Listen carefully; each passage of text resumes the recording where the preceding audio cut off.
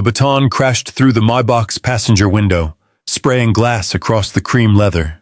Vanessa Carter stood handcuffed beside her car and said quietly, "Please don't touch that." No one in the crowd moved.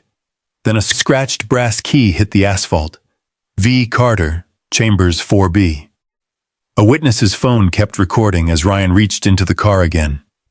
He had no idea what that key meant, or who was about to recognize it. The police baton struck the passenger window with a hard metallic crack. For half a second, the glass held. Officer Ryan Mercer raised the baton again. "Open the car." Vanessa Carter stood 6 feet away with her hands cuffed behind her back, her dark coat pulled crooked at one shoulder. She was 52, composed by nature and by long practice. But there was nothing calm about the scene around her. A black Mercedes Maybach sat at the curb beneath tall Virginia maples, its polished body reflecting blue patrol lights across a street of brick homes and trimmed hedges. The car was worth nearly $500,000. Ryan looked as though its very presence offended him. "I already told you," Vanessa said. "The vehicle is mine." Ryan stared at her. Then the baton came down again. The window burst. Safety glass spilled across the cream leather passenger seat with a sound like ice scattering over tile. Someone watching from a driveway gasped. Vanessa's face changed. Not much. Just enough for Kevin Doyle to notice. Kevin stood near the rear of the Maybach, 29 years old and 6 years into a career he had once believed would be simple if he followed the rules. He had been watching his senior partner for the last several minutes with a tightening feeling in his stomach. Ryan was 41, experienced, confident, the kind of officer who could make certainty sound like evidence. Kevin glanced at the information glowing on the patrol computer. The registration appeared to match the name they had been given. Vanessa Carter. He looked at Vanessa, then at Ryan. "Ryan." "What?" "The registration. I've got it." Ryan leaned through the broken window. Vanessa took one involuntary step forward.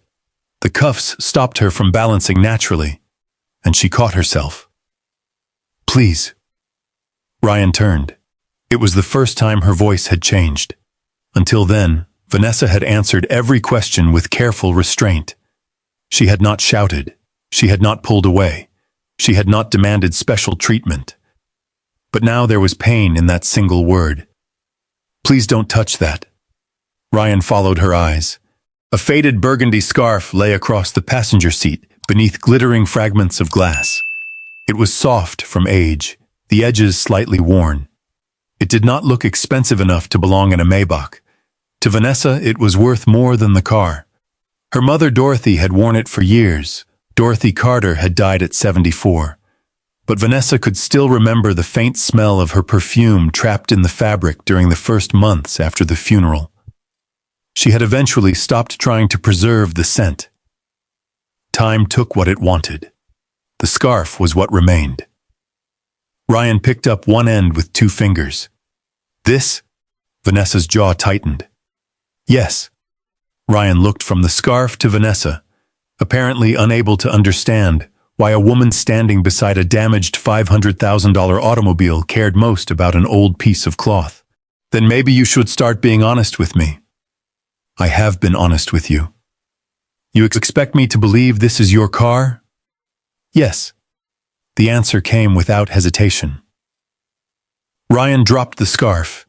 It landed partly beneath the broken glass. Vanessa closed her eyes for one brief second.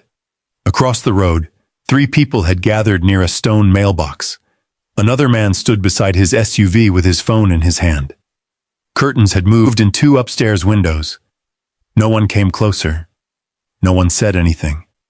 It was a quiet Sunday outside Arlington, the kind of afternoon when lawn sprinklers clicked behind hedges and distant traffic sounded almost like wind. Now blue lights washed over everything. Ryan opened the passenger door from inside and began searching. "Officer Mercer," Vanessa said, "I have already told you I do not consent to a search." Ryan stopped. He slowly straightened. "You want to tell me how to do my job?" No. Sounds like you do.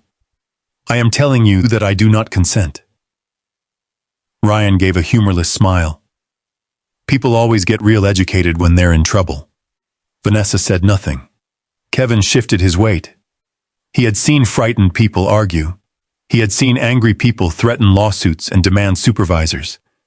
Vanessa was doing none of those things. That bothered him more. She watched, listened, remembered. There was something in the way she chose her words that made Kevin feel as though every sentence mattered. He looked at the registration information again. Ryan, her name is... Ryan turned sharply. I said I've got it. Kevin went quiet. Vanessa looked at him. Their eyes met. Kevin looked away first. Ryan returned to the car. He pulled open the glove compartment. Registration papers, an insurance card, a pair of sunglasses, and a small packet of tissues came out. Nothing unusual. He searched the door pockets. Nothing. Then the center console. Vanessa remained still. Ryan dug through it impatiently. A few people across the road whispered among themselves. One voice carried farther than its owner intended. Maybe she's somebody's driver. Another answered, in that? A short laugh followed. Vanessa heard it. Her expression did not change. Kevin did. He glanced toward the people watching and then back toward Vanessa. She stood in handcuffs beside a car registered in her own name, while strangers discussed what occupation might make her presence inside it acceptable. Ryan continued searching. Where are you coming from?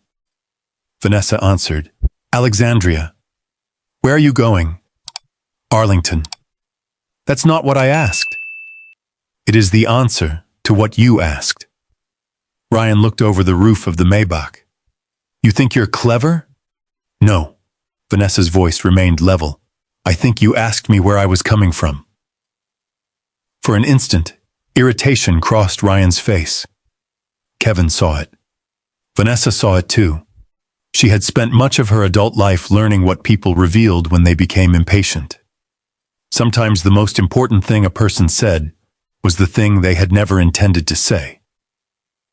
Ryan disappeared back into the passenger compartment. Vanessa lowered her eyes toward the burgundy scarf. A triangle of glass rested on the fabric. She remembered Dorothy folding it carefully before putting it into a drawer. She remembered an autumn drive through Virginia years later, her mother's hand resting on that same passenger door. Her laughter, her disbelief, her happiness. Vanessa swallowed. Not here. She would not give Ryan that memory. She would not let this roadside become the place where her mother was reduced to something a stranger could use against her. So she stood straighter. Ryan pulled another object from the console. Small. Metal.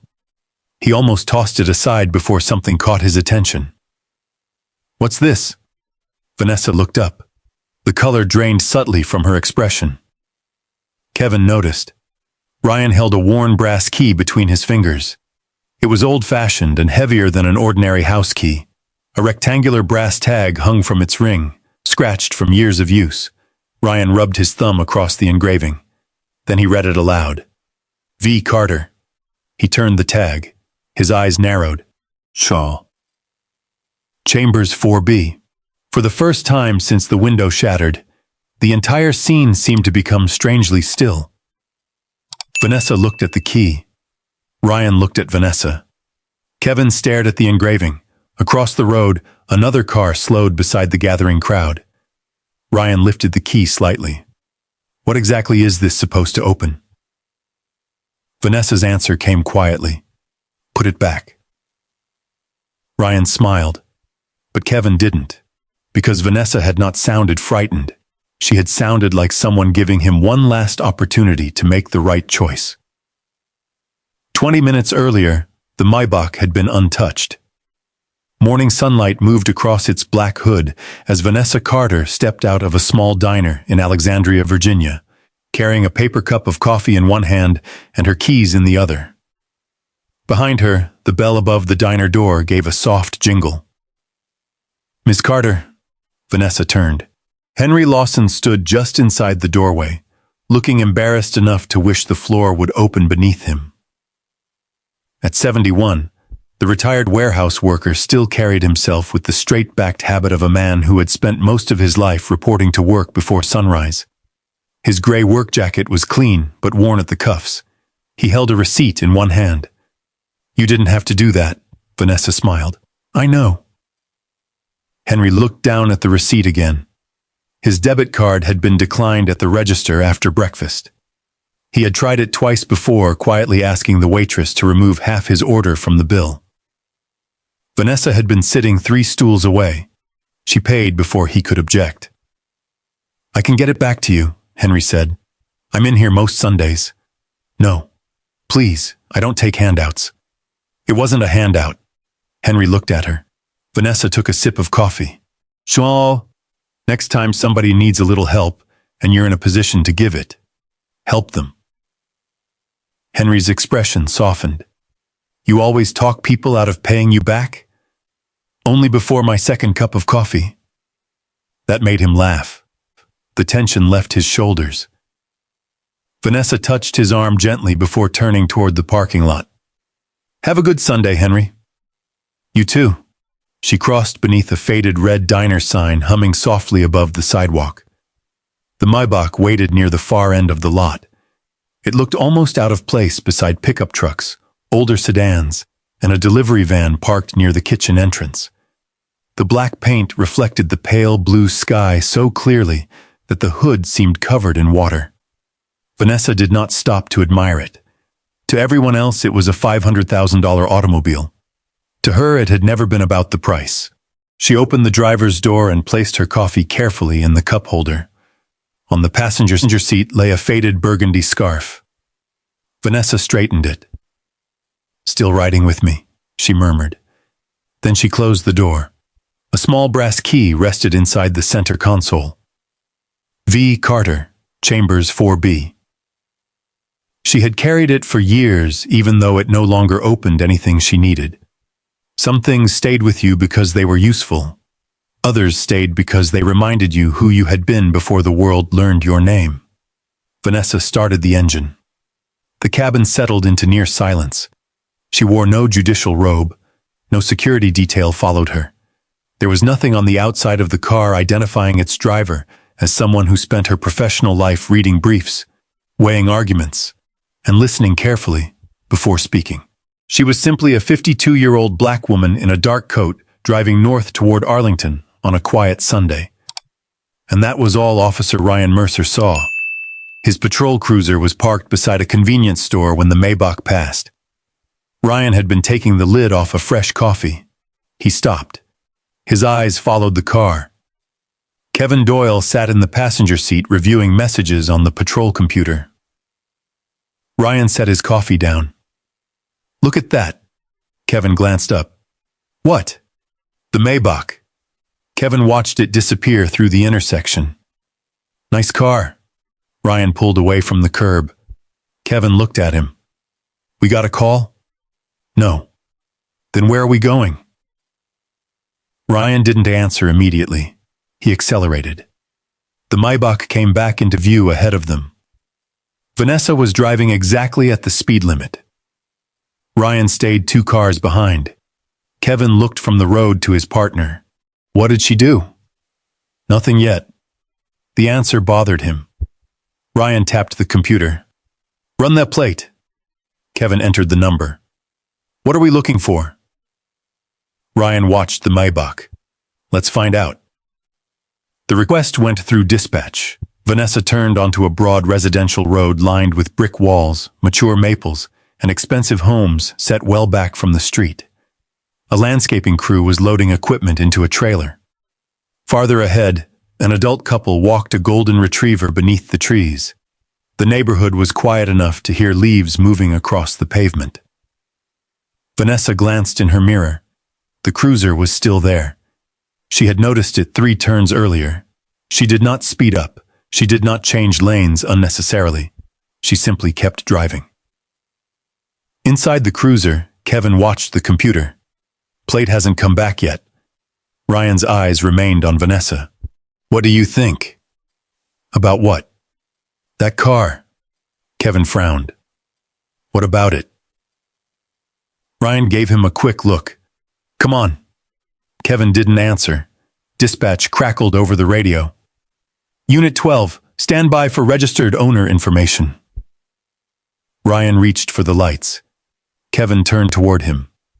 We don't have the return yet. I want to talk to her. For what? Ryan activated the light bar. Red and blue flashes rolled across the trees. Ahead of them, Vanessa saw the lights. Her stomach tightened. Not because she had done anything wrong, because experience had taught her that innocence and safety were not always the same thing.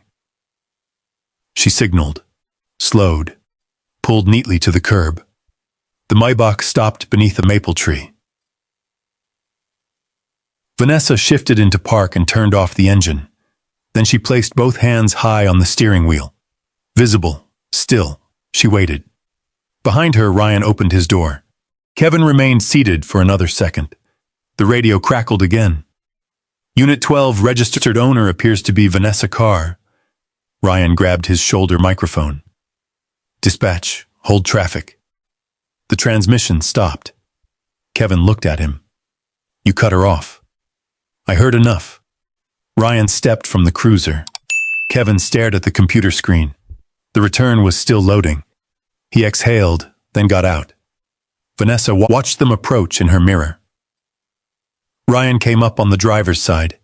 Kevin stayed several steps behind. Vanessa lowered the window. Good morning, officer. Ryan did not return the greeting. License. Vanessa reached slowly toward her purse. It's in my bag. May I get it? Ryan watched her hand. Slow. She removed her wallet, opened it, and handed him her driver's license. Ryan studied the card. Then he looked at Vanessa. Then at the interior. Cream leather, polished wood, burgundy scarf. He looked back at the license. Vanessa Carter. Yes. Where'd you get the car? Vanessa paused. Not because she didn't understand, because the question was strange. I purchased it. Ryan gave a short laugh. That's not what I asked. Vanessa kept both hands visible. Then I'm not sure what you're asking. Ryan leaned slightly closer to the window. Who does this car really belong to? Vanessa looked at him. There it was. Not a question about speeding, not a broken light, not a traffic violation. The accusation had arrived before the investigation. The vehicle belongs to me. Ryan glanced toward Kevin. Kevin said nothing. Registration? In the glove compartment. Get it. Vanessa moved one hand toward the passenger side. Ryan immediately stiffened. Stop! Her hand froze. Shh. You told me to get the registration. I told you not to make sudden movements. I asked permission before reaching for my license. Ryan's jaw tightened. Keep your hands where I can see them. Vanessa returned both hands to the steering wheel. All right. Where's the registration? As I just told you, in the glove compartment. Then produce it. Vanessa turned her head slowly toward him. You have instructed me not to move my hands. For a moment, neither spoke. A lawnmower shut off somewhere behind the houses. The sudden quiet made the roadside feel smaller. Kevin shifted his feet. Ryan stared at Vanessa. She knew that look. She had seen versions of it in courtrooms, conference rooms, elevators, restaurants, and offices over decades. The moment when someone realized she would not become frightened enough to make their assumptions easier. Ryan looked through the open window again. His gaze stopped briefly on the burgundy scarf. Then the dashboard. Then Vanessa. You expect me to believe you bought this? Vanessa felt something old move through her. Not surprise, something heavier. She remembered being younger, standing in places where people assumed she was waiting for someone rather than belonging there herself. She remembered professional dinners where a host had mistaken her for staff. She remembered learning that correcting every insult could consume an entire life. So she did what she had learned to do. She breathed. She kept her voice even. Yes, Ryan took one step back. Step out of the vehicle. Kevin looked at him. Ryan, out. Vanessa did not move immediately. Officer, am I being detained? Ryan reached toward his belt. I said step out. Vanessa looked once toward Kevin. He seemed uneasy, but he remained silent. Then she looked toward the passenger seat. Dorothy's burgundy scarf rested in the sunlight, as though nothing in the world had changed. Vanessa opened the door slowly. Her shoes touched the pavement. She stood. Ryan's hand moved toward his cuffs, and Vanessa understood, with a cold certainty, that the man in front of her had already decided what kind of woman she was. Now he was only searching for something that would let him prove himself right. Ryan took hold of Vanessa's wrist before she had fully cleared the door. Turn around. I am not resisting, she said. Then don't make this difficult. His tone made it sound as though difficulty itself were a choice she had made. Vanessa turned slowly. The morning air felt cooler now, the kind of Virginia air that carried the dry rustle of leaves along the gutter and the faint smell of cut grass from somewhere behind the houses. Ryan guided one arm behind her back, then the other. The handcuffs clicked shut. Kevin stood several feet away. He looked toward the patrol computer again, as if the answer to all of this might still appear there in brighter letters and save him from having to say something out loud. Vanessa noticed. She noticed everything. The pressure of the cuffs, the uneven patch of asphalt beneath her shoes, the burgundy scarf still resting on the passenger seat, the small brass key hidden in the center console, the silence of the people beginning to gather. A gray-haired man had stepped onto his porch. Across the road, a woman in gardening gloves stood beside a mailbox. A delivery driver had stopped near the corner and was watching through his windshield. No one came closer. Ryan leaned toward the open driver's door. Registration. Vanessa turned her head as far as she could. You told me not to move. I told you to produce it. You also put me in handcuffs. Ryan looked at her as if she had deliberately created the contradiction. Don't get smart with me. Vanessa said nothing. He reached into the glove compartment himself. The latch opened with a soft click. Inside were the registration, insurance documents, a folded road map Dorothy had once insisted Vanessa keep even after navigation systems made it unnecessary, and a small package of tissues. Ryan pulled out the papers. Kevin moved closer. There, Kevin said quietly. Ryan glanced at him. Kevin nodded toward the registration. Name matches. Ryan looked down. Vanessa Carter, same address, same vehicle, same plate. The moment should have ended there. Vanessa knew it. Kevin knew it.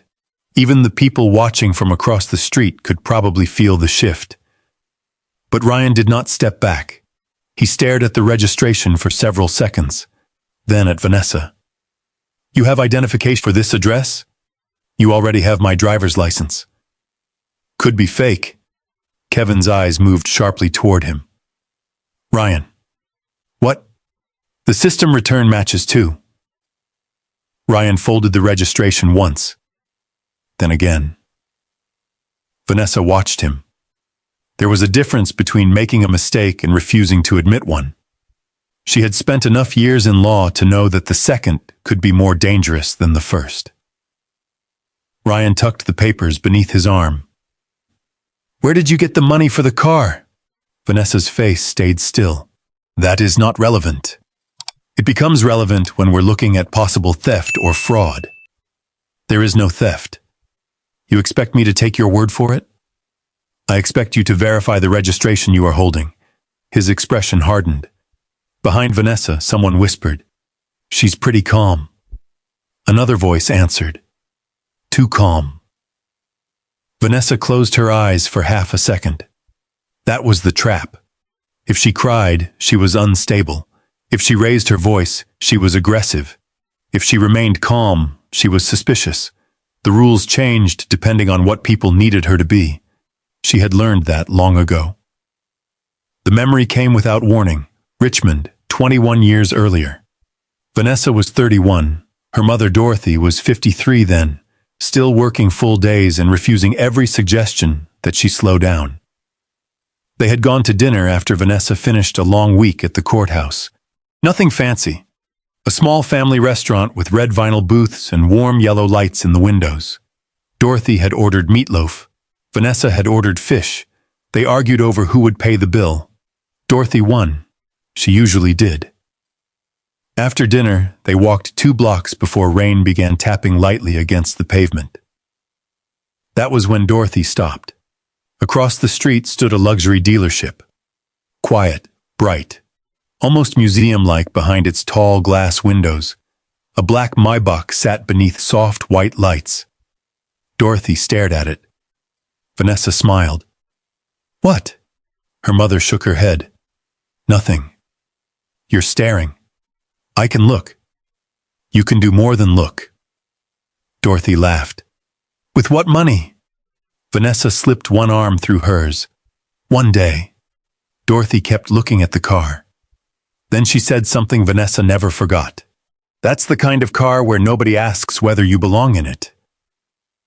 Vanessa looked at her. Dorothy's tone had been light, almost joking. But there was something underneath it. A lifetime of entering buildings through side doors. A lifetime of watching people scan clothes before faces. A lifetime of understanding that some rooms made you prove you deserved the chair before they let you sit down. Vanessa squeezed her arm. "Maybe someday I'll make you test that theory." Dorothy smiled. "You better save your money." Years passed. Vanessa's career grew. Dorothy aged. And one spring afternoon, long after Vanessa had reached a place in life where the number on a price tag no longer frightened her, she drove a black Maybach to Dorothy's house. Her mother stood on the porch in stunned silence.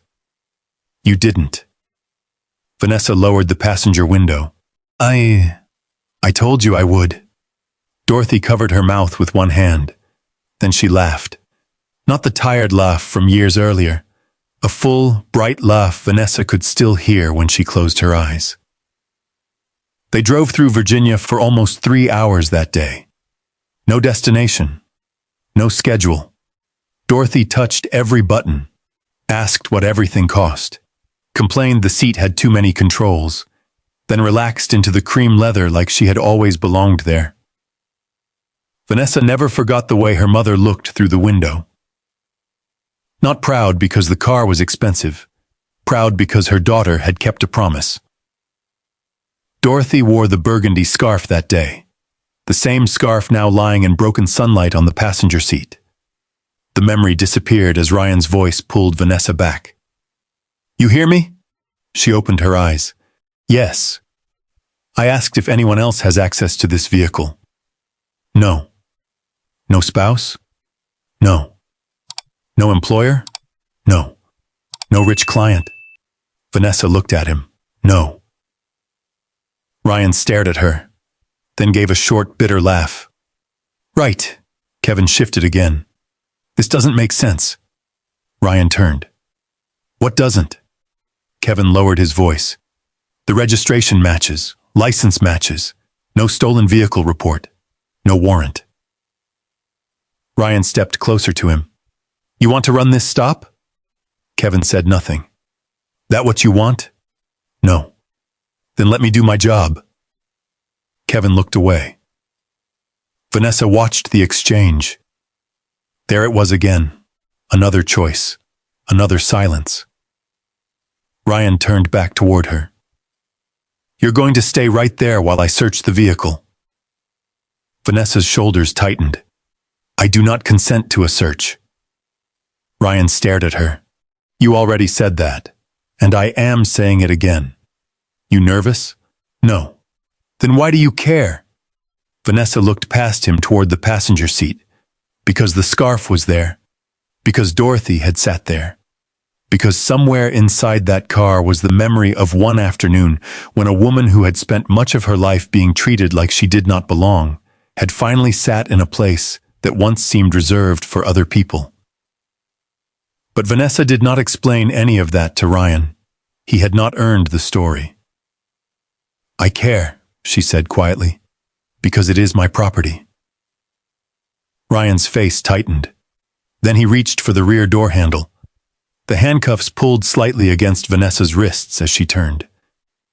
Kevin saw her flinch. Ryan did not. The people across the road remained silent. A sprinkler clicked. A dog barked once behind a fence. And Vanessa understood that the next few minutes would not be about proving ownership anymore. They would be about how far Ryan was willing to go rather than admit he had been wrong. He opened the Maybach door, then reached toward his belt. Vanessa's heart sank, because she knew the moment a person stopped searching for truth and started searching for justification, almost anything could happen next. Ryan closed his hand around Vanessa's upper arm and guided her farther from the Maybach. "Stand over here." Vanessa moved where he directed. The cuffs sat tight against her wrists now, the metal warm from the sun. She flexed her fingers once to keep feeling in them, then stopped. Every movement seemed to invite interpretation. Ryan walked back toward the car. Kevin remained between them. For a few seconds, neither officer spoke. The neighborhood had changed. What had begun as a quiet Sunday traffic stop had become a spectacle. A white SUV had pulled to the curb 30 yards away. An older man stood beside it with his arms folded. Two women watched from a stone walkway leading to a large brick home. Farther down the street, a man held up his phone, then lowered it when Ryan glanced toward him. Vanessa noticed. The phone disappeared into the man's pocket. That small act hurt more than she expected. Not because she wanted an audience, because he had seen something troubling enough to record, then decided being noticed was worse than letting it continue. Ryan opened the rear passenger door of the Maybach. Kevin finally spoke. "Ryan." Ryan kept searching. "What?" She hasn't resisted. Vanessa looked at Kevin. His voice had been low, almost private. But Ryan heard it clearly. He straightened slowly. "You got something to say?" Kevin hesitated. "I said she's cooperating." Ryan shut the rear door. The sound carried across the street. Then he'd walked toward Kevin. Not fast. That made it worse. Ryan stopped close enough that Kevin had to lift his chin slightly to meet his eyes. "You been on patrol how long?" Kevin's jaw tightened. 6 years. "And I've been doing this how long?" Kevin didn't answer. Ryan waited. 14, Kevin finally said. "Right." Ryan lowered his voice. "So if I tell you something doesn't add up, maybe you assume I know what I'm looking at." Kevin glanced toward Vanessa. She was still standing exactly where Ryan had placed her. No shouting. No pulling against the cuffs. No attempt to move closer to the car. Ryan followed his gaze. "What?" Kevin looked back at him. "Nothing." "Good." Ryan turned away. Vanessa felt something inside her settle. Not relief, recognition. She had seen this before in different rooms with different uniforms. One person crossed a line. A second person noticed. Then came the moment that mattered. Not when the first person chose wrong, when the second person decided whether to pretend he had not seen it. Kevin walked a few steps toward Vanessa. He did not look directly at her. "You all right?" The question was so quiet she almost missed it. "My wrists hurt." Kevin looked down at the cuffs. Ryan had secured them too tightly. Kevin reached toward them, then stopped when Ryan called from the car. "Doyle." Kevin pulled his hand back. Vanessa watched the motion. For 1 second, she saw the decision on his face. Help her. Don't challenge Ryan. Do what's right. Protect yourself. Then Kevin turned away. "I'll check them in a minute," he said. Vanessa said nothing. The moment passed. Across the street, one of the women whispered something to the other, the words carried in fragments. "Maybe she's the chauffeur," the other woman answered. "Doesn't look like one." "What does one look like?" A short, uncomfortable laugh. Vanessa stared at the pavement. She had been mistaken for staff before, a receptionist, an assistant, a driver, someone waiting for the important person to arrive. Usually the correction came with embarrassment, a quick apology, a nervous smile. Today there was no room for that. Today the assumption had a badge attached to it. Ryan opened the driver's door and leaned inside. Vanessa lifted her head. "Officer Mercer." He ignored her. "Officer Mercer." Ryan turned. "What?" "You have already verified the ownership. I verified paperwork. The registration is mine. Paper can be forged. My license matches. Licenses can be forged. The plate return matches." Ryan smiled without warmth. "You seem pretty familiar with procedure." Vanessa held his gaze. "I pay attention." Something about the answer irritated him. He closed the driver's door and walked toward her. People who pay too much attention usually have a reason. Vanessa breathed in slowly. "Am I being accused of a crime?" Ryan looked toward the people watching, then back at her. "I'm investigating." "Investigating what?" "Possible vehicle theft." "You have verified that the registered owner is Vanessa Carter." "That doesn't mean you're Vanessa Carter." Kevin looked up at that. Vanessa remained still. "You are holding my driver's license." Ryan's eyes narrowed.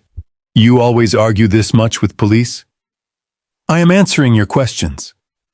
"That isn't what I asked."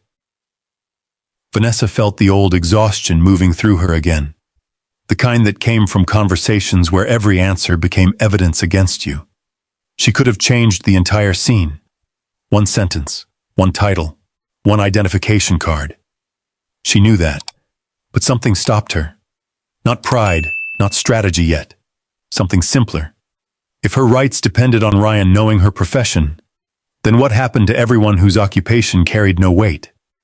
The retired man from the diner, the woman standing at a bus stop after a double shift, the home health aide driving a used Lexus, the restaurant owner in a nice coat, the adult son borrowing his father's car. They did not become less deserving of dignity because no judge's title followed their names. Vanessa looked at Ryan. "I have cooperated with every lawful instruction you've given me."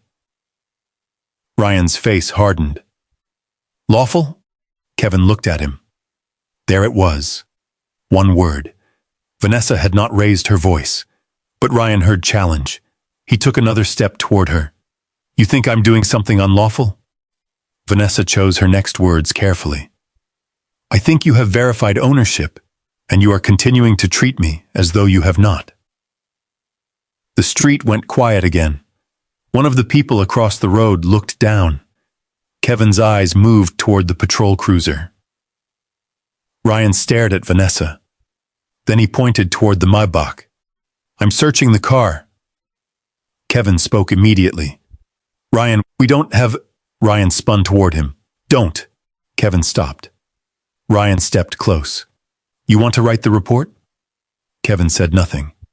"You want me writing that you interfered with an active investigation?" Kevin's face changed. Not much, but enough.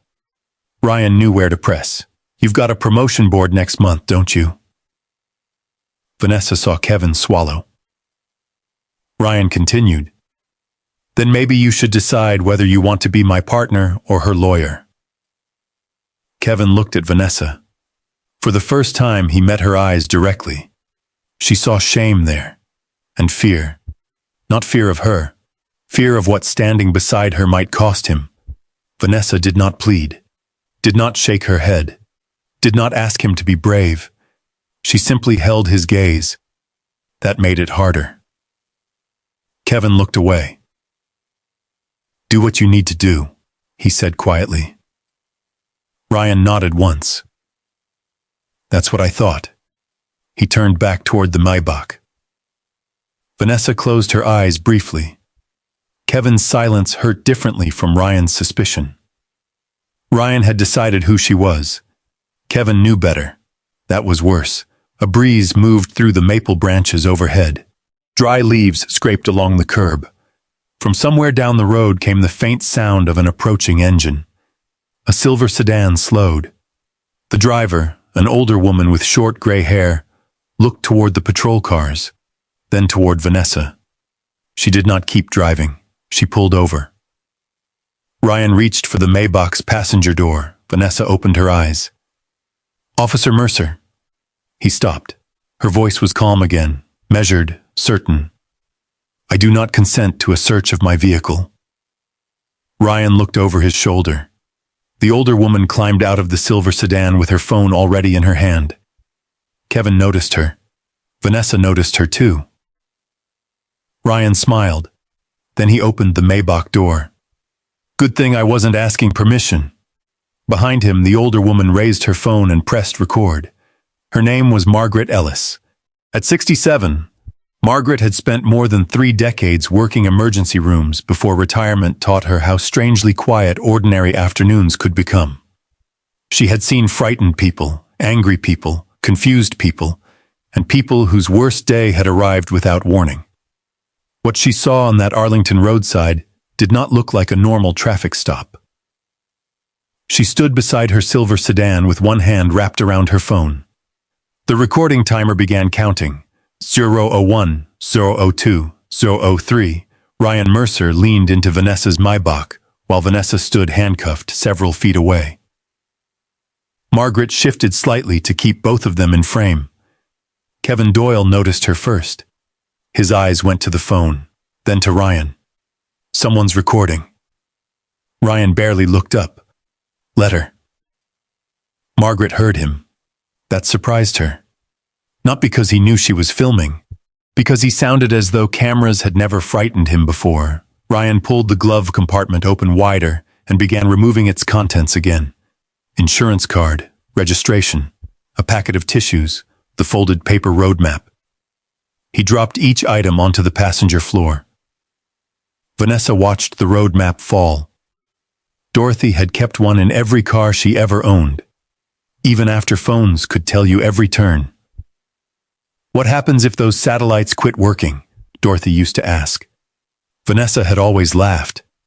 Now the old map looked painfully small beneath Ryan's boots. "Officer Mercer," Vanessa said, "you have already confirmed the registration." Ryan ignored her. He opened the center console.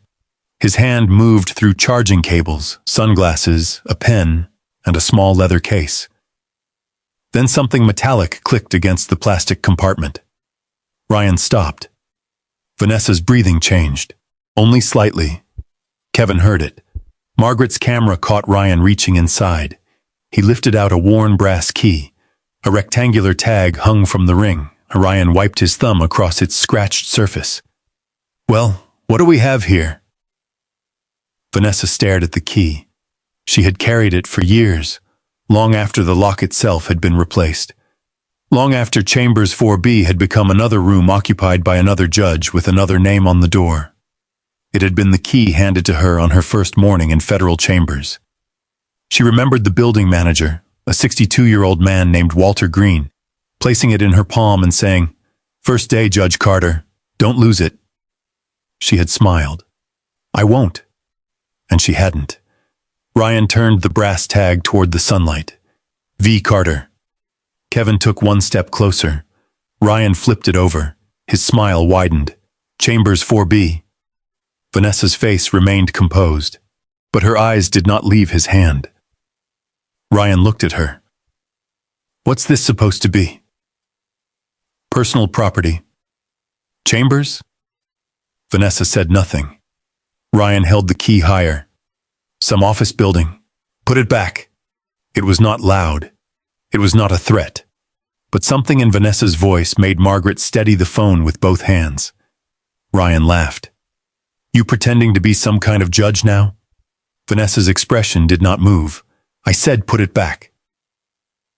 The people across the street were watching more closely now. Nobody laughed with Ryan. He seemed to notice. His smile faded. Then he tossed the key away. It hit the asphalt. Clink.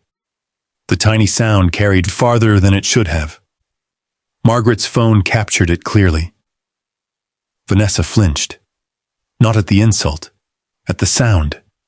The key bounced once, spun beneath the edge of the passenger door, and stopped beside a dry maple leaf. Margaret lowered her phone for half a second. "Officer," she called. Ryan turned. "You should put that back where you found it." Ryan stared at her. Margaret's heart began beating faster. She had spent years telling frightened families in emergency rooms to breathe slowly. Now she had to remind herself. Ryan pointed at her phone. "You can stand back there and record, ma'am. Stay out of the investigation." "I am staying back." "Then stay quiet too." Margaret swallowed, but the phone remained raised. Vanessa looked at her. Their eyes met for the first time. Margaret saw no demand there, no plea to save her, only exhausted gratitude that someone had finally chosen not to look away.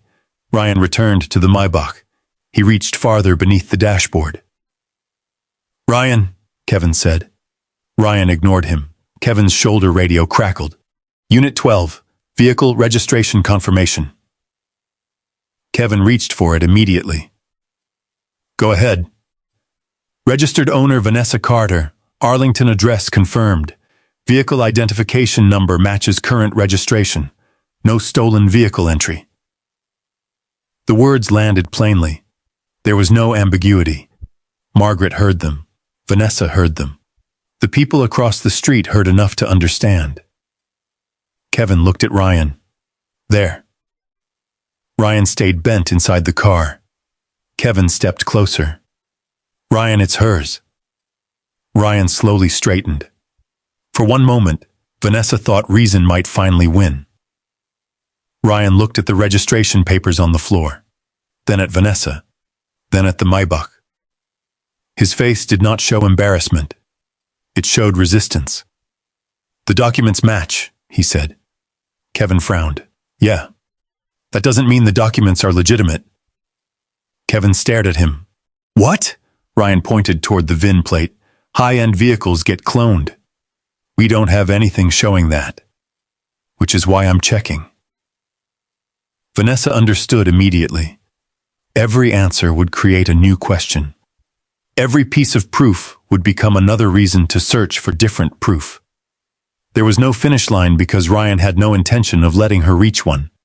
Margaret stepped closer to the curb. "Officer, dispatch just said the car belongs to her." Ryan turned sharply. "I told you to stay out of this. You asked who owned it. They told you." Ryan walked toward Margaret. Vanessa's body tightened. "Don't threaten her," she said. Ryan stopped. He slowly turned toward Vanessa. "Excuse me?" Margaret's phone stayed on him. Vanessa took a breath. "She is standing on a public roadside recording. Leave her alone." Ryan stared at Vanessa for several seconds. Then something cold appeared in his expression. "Interesting." "What is?" "You seem to know an awful lot about what people can and can't do." Vanessa answered quietly. "Knowing your rights isn't suspicious." Ryan gave a short laugh. "Maybe not." He walked back to the Maybach. "But people who hide things usually know the rules pretty well too." Kevin rubbed one hand over his jaw. "Ryan, come on." Ryan yanked open the rear door. He pressed along the interior panel, then along the underside of the seat. "What are you looking for?" Kevin asked. "Hidden compartment." "Based on what?" "Experience." Vanessa watched Ryan's fingers move across the hand-finished leather. Her pulse began to rise. "Officer Mercer, there is no hidden compartment." Ryan ignored her. He reached into his cruiser and returned carrying a compact inspection tool. Kevin stepped in front of him. "Don't." Ryan stopped. The word surprised everyone.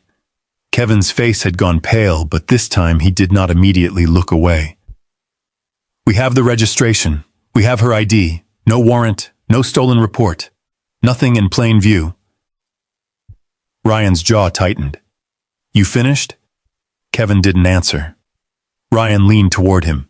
Because if you're finished, move. For several seconds, Kevin remained there.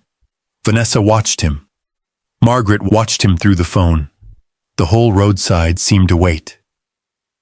Then Kevin stepped aside. His eyes dropped. Vanessa felt a quiet ache. Again. Almost courage. Almost. Ryan knelt beside the open door and slid the tool beneath a trim panel. Cream leather pulled against polished metal. Vanessa's voice sharpened for the first time. Do not damage my vehicle. Ryan looked up at her. If there's nothing inside, you've got nothing to worry about. That makes no sense. Ryan pulled. A sharp popping sound came from the panel. Vanessa closed her eyes. Margaret whispered, "Oh, Lord." Ryan pulled harder. The trim separated slightly.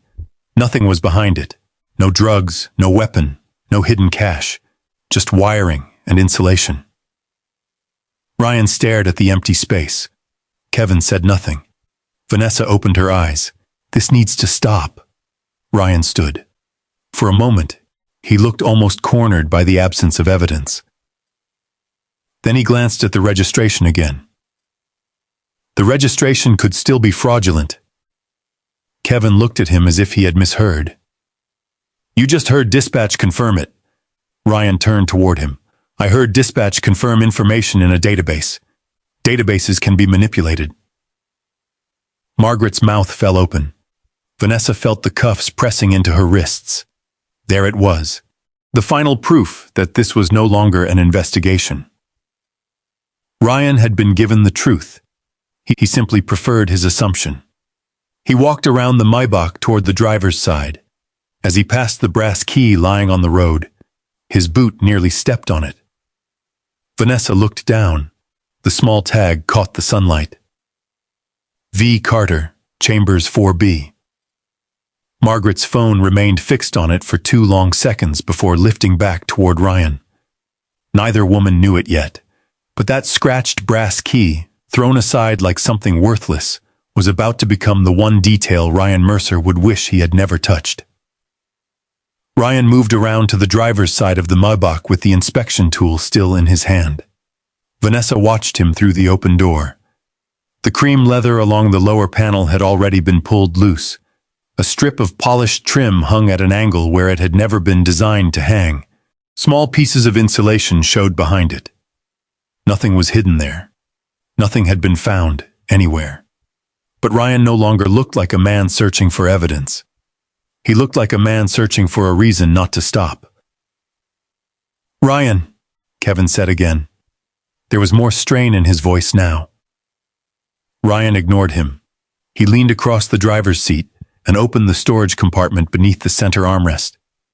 He pulled out a charging cable, a pair of reading glasses, a folded receipt from the Alexandria diner, and a small packet of mints.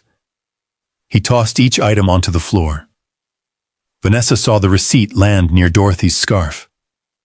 For one moment, the image was almost unbearable. The scarf, the broken glass, the road map, the old brass key outside on the pavement.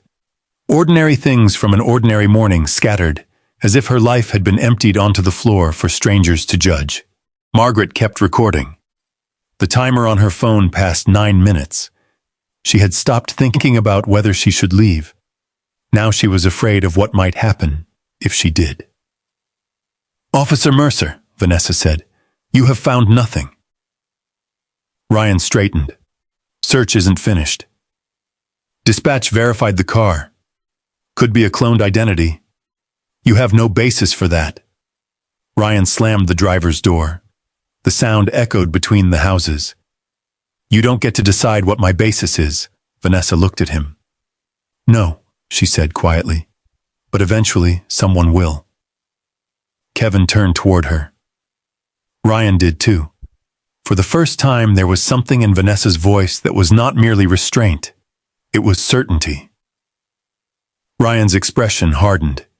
He reached for the baton on his belt. Kevin stepped forward. Ryan, don't. Ryan looked at him. What? We're done here. Ryan laughed once. According to who? According to the fact that the car's hers and we haven't found anything. Ryan stared at him. Margaret moved her phone slightly so both men remained in frame. Ryan lowered the baton. For one brief second, Kevin seemed to think he had reached him. Then Ryan turned and struck the rear passenger window. Crack! Margaret gasped. Kevin recoiled. Vanessa did not move. The glass fractured, but held. Ryan hit it again. This time it collapsed inward across the rear seat. Ryan! Kevin's voice was loud now. Several people across the street backed away. The man who had lowered his phone earlier raised it again. Vanessa felt the world narrow to the sound of falling glass. Ryan leaned through the broken opening. Hidden compartments run along the door structure. Kevin stared at him. You just broke another window. Ryan pulled at the interior lining. No one told you to stand here, Margaret called from the roadside. That's enough. Ryan turned. His face was flushed now. Ma'am, back up. I am backed up. Back up farther. You know that car belongs to her. Last warning. Margaret's hands were shaking, but the phone did not lower. I worked emergency rooms for 34 years, she said. I know what fear looks like. She's not the one I'm worried about. A murmur moved through the people watching. Ryan's eyes went cold. You want to come down to the station too? Margaret swallowed. No. Then stay out of my investigation. Vanessa spoke before Margaret could answer. Leave her alone.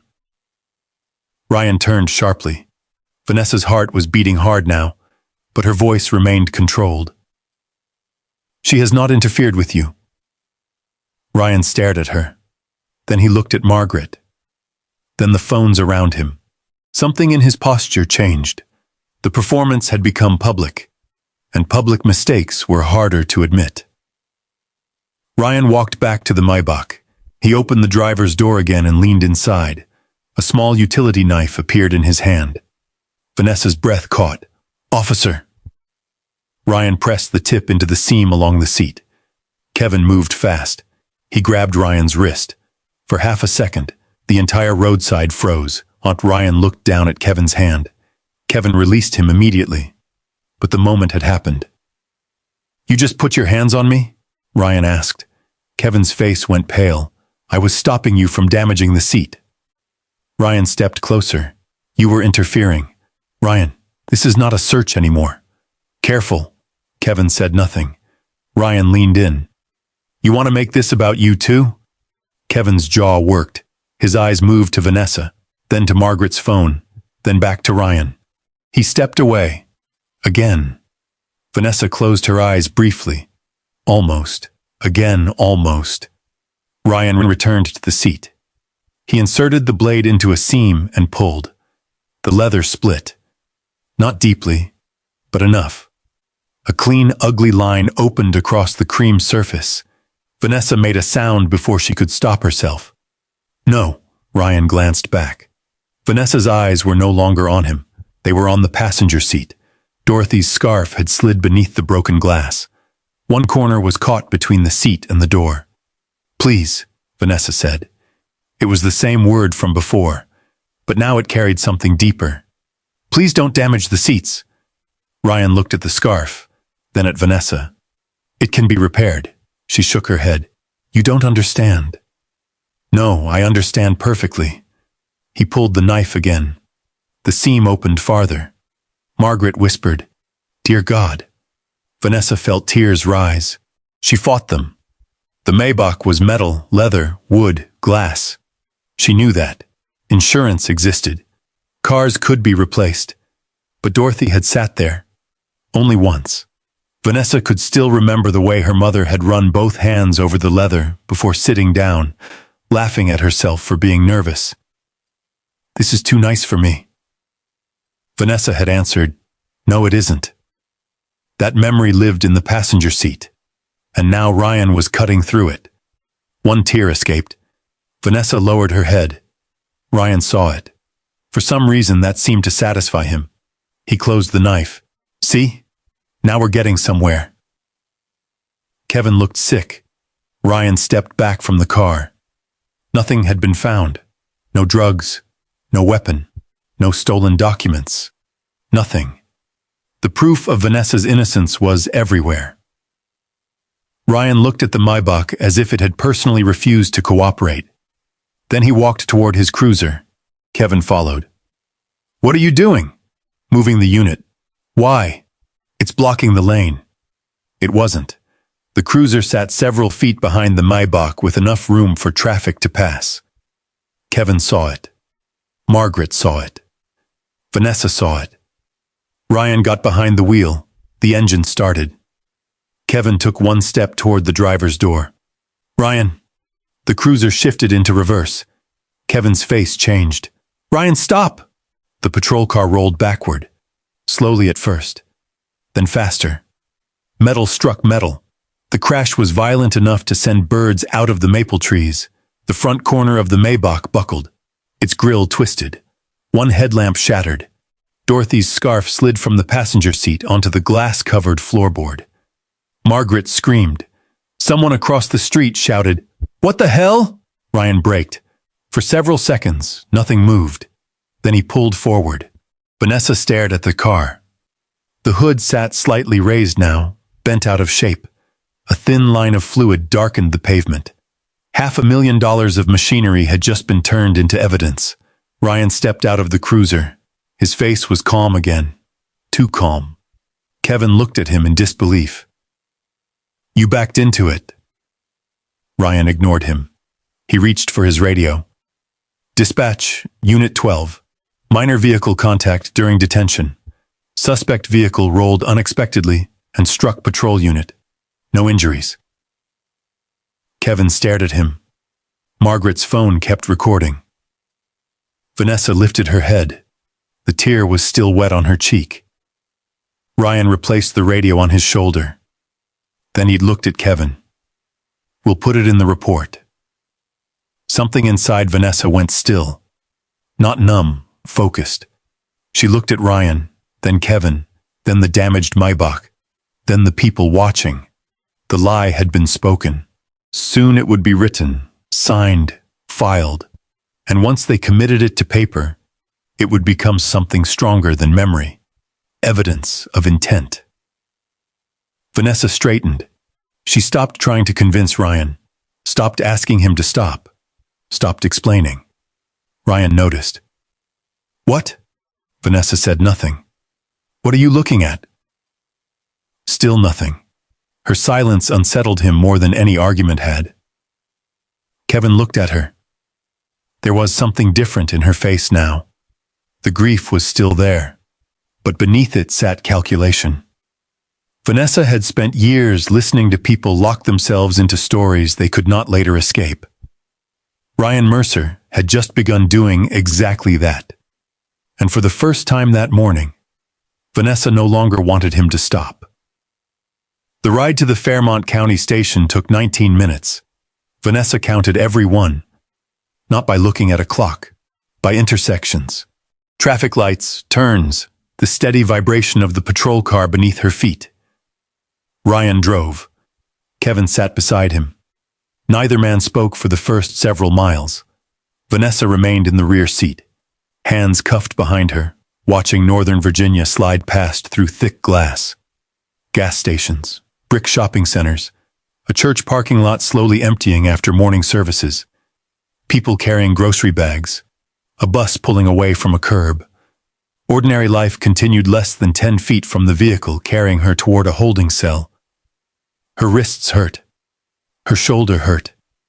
But the image that stayed with her was Dorothy's burgundy scarf lying beneath broken glass. She closed her eyes. Not now. There would be time for grief later. Right now, she needed to remember. Ryan's first question. The registration. Kevin's warning. The brass key. Margaret's phone. The second broken window. The cut seat. The collision. And Ryan's words. "We'll put it in the report." Vanessa opened her eyes. Good. Let him. The Fairmont County Station was a low brick building behind a municipal complex, with a flagpole out front and patrol cars lined beneath white security lights. Inside, the air smelled of old coffee, printer toner, and disinfectant. A wall-mounted television played a Sunday sports program with the volume turned low. Ryan brought Vanessa through the side entrance. A desk deputy looked up. "What's this?" "Vehicle theft investigation," Ryan said. "Obstruction, resisting." Vanessa turned her head slightly. Kevin heard it too. Resisting. The word had grown since the roadside. Ryan had said she was being detained.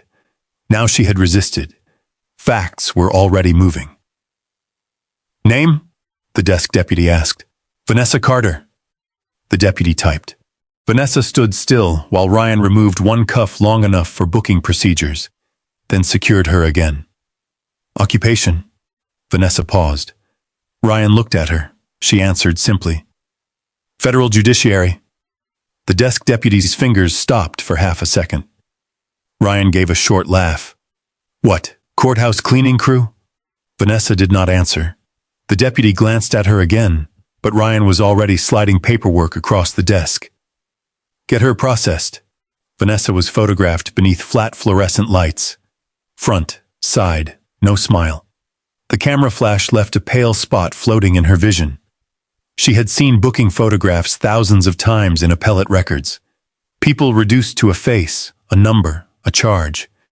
She understood in that moment how much a photograph could hide. It could not show compliance. It could not show humiliation.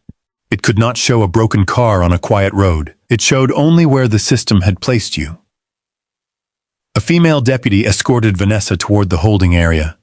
The metal door opened with a buzz. Inside sat one other woman. Patricia Moore was 61, dressed in dark slacks and a blue cardigan. Her left ankle was swollen above a soft shoe, and she was sitting sideways on the steel bench trying not to put weight on it.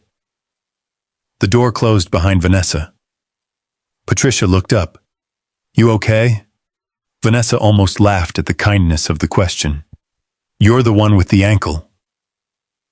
Patricia gave a tired smile. "Mine'll heal." Vanessa sat at the opposite end of the bench. "What happened?" "Argument outside my apartment building. Neighbor called police. Everybody talked too loud, I guess." She shifted and winced. Vanessa noticed there was nothing supporting the ankle. She removed her dark coat carefully. Patricia shook her head. "No, honey. You're cold too. Fold it." "What?" Vanessa doubled the coat into a thick cushion and placed it gently beneath Patricia's ankle. "That should keep it elevated." Patricia looked at her. "You a nurse?" "No." "You sure?" A faint smile touched Vanessa's face. "Very." Patricia settled her ankle onto the coat and sighed with relief. "Thank you." Vanessa nodded. No more was needed. Outside the cell, footsteps passed. A printer started, then stopped. A phone rang twice before someone answered. Ryan's voice drifted faintly from an office down the corridor. Vanessa could not hear every word. She didn't need to. She knew the rhythm of an official statement. Patricia studied her for a moment. "What did they bring you in for?" "Traffic stop." Patricia looked at Vanessa's clothes, then toward the hallway.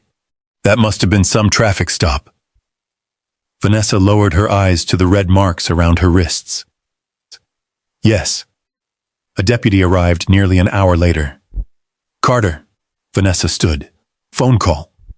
Patricia lifted her head. Vanessa followed the deputy through a short corridor to a wall-mounted telephone beneath a scratched plexiglass panel. "One call," he said. He unlocked one cuff and secured the other to a steel ring mounted beneath the phone shelf. Vanessa stared at the receiver. One phone call.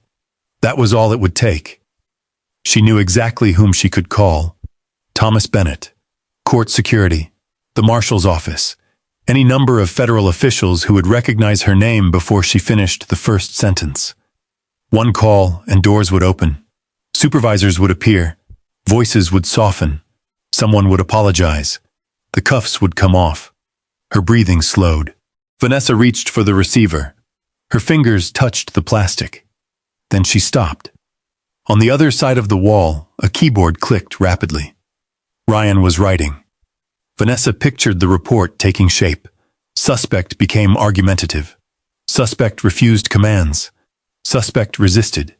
Vehicle moved unexpectedly. Necessary search. Reasonable suspicion. Words had power once they became official.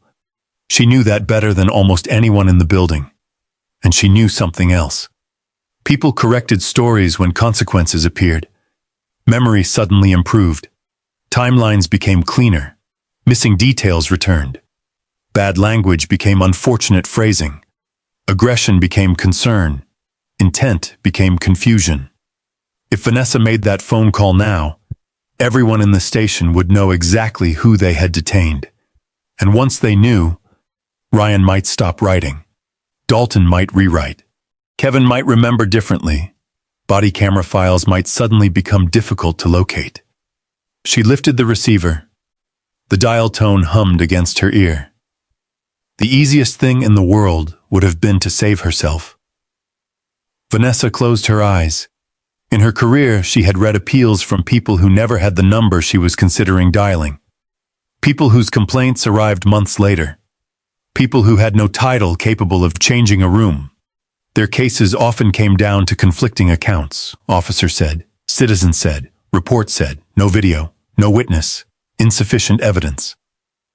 She thought of Margaret standing beside her silver sedan with both hands shaking around a phone. She thought of Kevin saying, she's cooperating. She thought of Ryan replying, we'll put it in the report. Vanessa slowly returned the receiver to its cradle. The deputy frowned. You're not calling anybody? Not yet. You sure? Yes. He stared at her for a moment. Most detainees could not get to the phone quickly enough. Vanessa was walking away from it. He unlocked her wrist. As they passed the booking area, Vanessa saw Sergeant Mark Dalton for the first time. 48. Broad shoulders, close-cut graying hair. He stood beside Ryan's desk with a paper cup in one hand while Ryan typed. Kevin sat at the neighboring workstation. He looked miserable. Dalton read over Ryan's shoulder. Start from the initial contact. Ryan nodded. Subject was evasive from the beginning. Vanessa kept walking. Kevin saw her. Their eyes met. His face tightened. Vanessa looked away. Back in the cell, Patricia was resting more comfortably with Vanessa's coat beneath her ankle. You make your call? No, Patricia frowned. Why not? Vanessa sat down. Sometimes you learn more by waiting. Patricia studied her as if trying to understand what kind of woman voluntarily stayed inside a locked room. Outside, Ryan kept typing. He paused over one sentence, then began again. Vanessa could hear the keys through the wall. Tap, tap, tap, a story becoming official. She rested her hands in her lap. Patricia glanced toward the corridor. What are you waiting for? Vanessa listened to the keyboard. Then she answered so softly, Patricia almost did not hear. For them to finish. In the office beyond the cell, Ryan typed the next sentence. The suspect became physically aggressive and resisted lawful detention. Kevin read it from the next desk. His face drained of color, because he knew it was false. And before the night was over, someone was going to ask him to put his name beneath it. Kevin Doyle stared at the sentence on Ryan Mercer's screen. The suspect became physically aggressive and resisted lawful detention. The words sat there in black letters. Clean, official, wrong. Kevin could still see Vanessa standing beside the Maybach with her hands behind her back. Still hear himself saying, she's cooperating. Still remember the moment Ryan backed the cruiser into the front corner of the car. Nothing about the report matched what had happened, and yet the report sounded polished enough to survive a quick reading. Ryan leaned back in his chair. Read it. Kevin did not move. Ryan turned. Kevin. I read it. Then what's the problem? Kevin looked at the screen again. You wrote that she resisted. She did. No, she didn't. Ryan's expression changed. Not anger yet. Something colder. Careful. Kevin rubbed both hands over his face. The station had grown quieter as evening moved in. Phones rang less often. The television near booking had been turned off.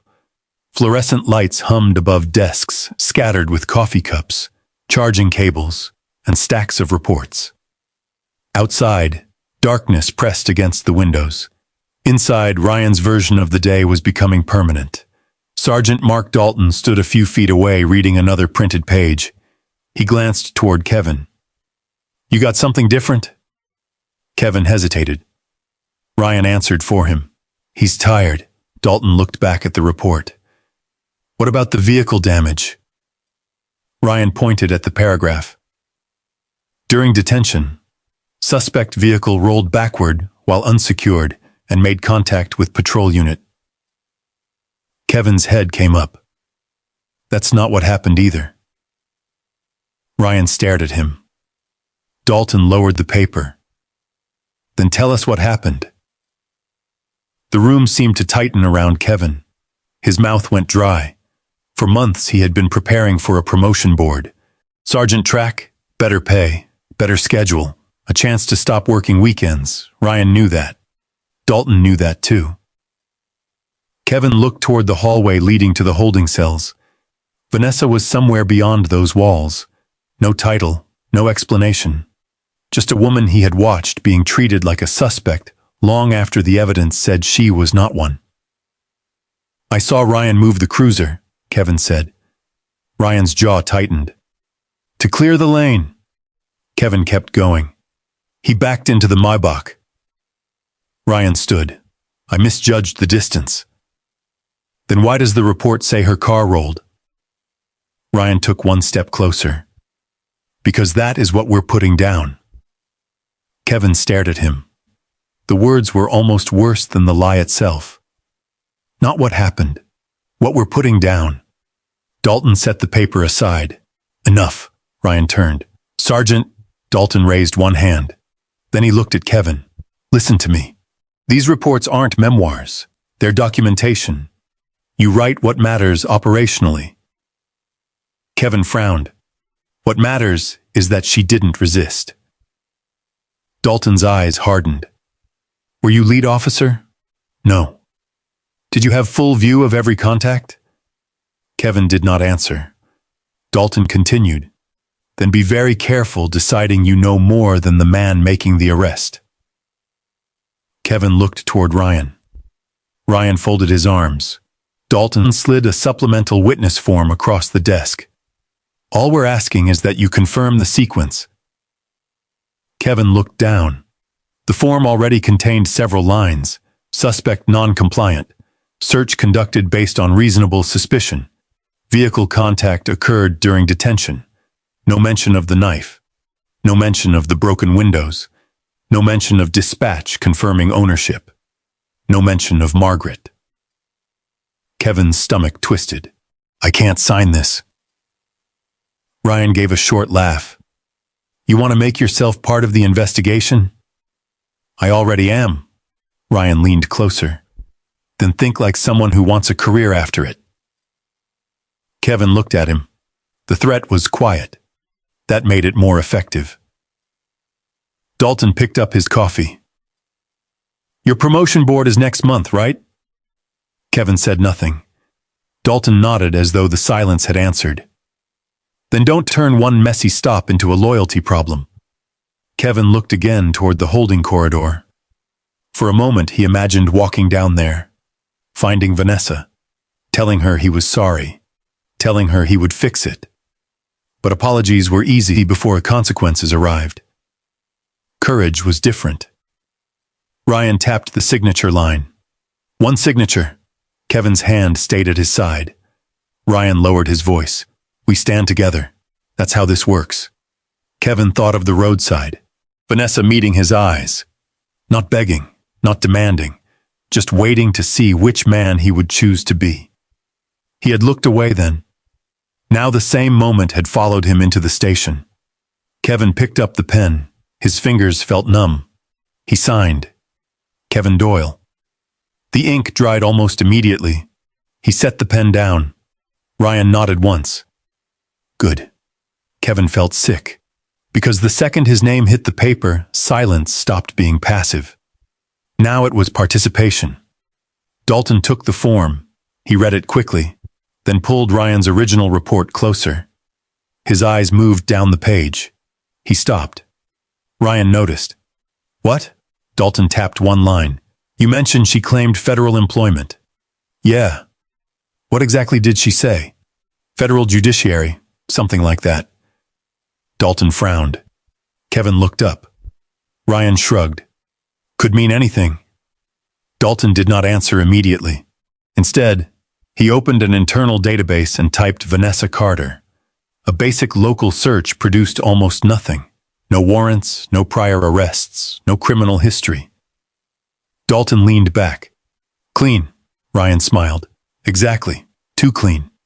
Kevin stared at him. That doesn't make any sense. Ryan ignored him. Dalton clicked into Ryan's personnel file. Several complaint entries appeared. Excessive search, improper detention, vehicle damage, conduct complaint. Most closed, some marked unsubstantiated. Dalton's expression tightened.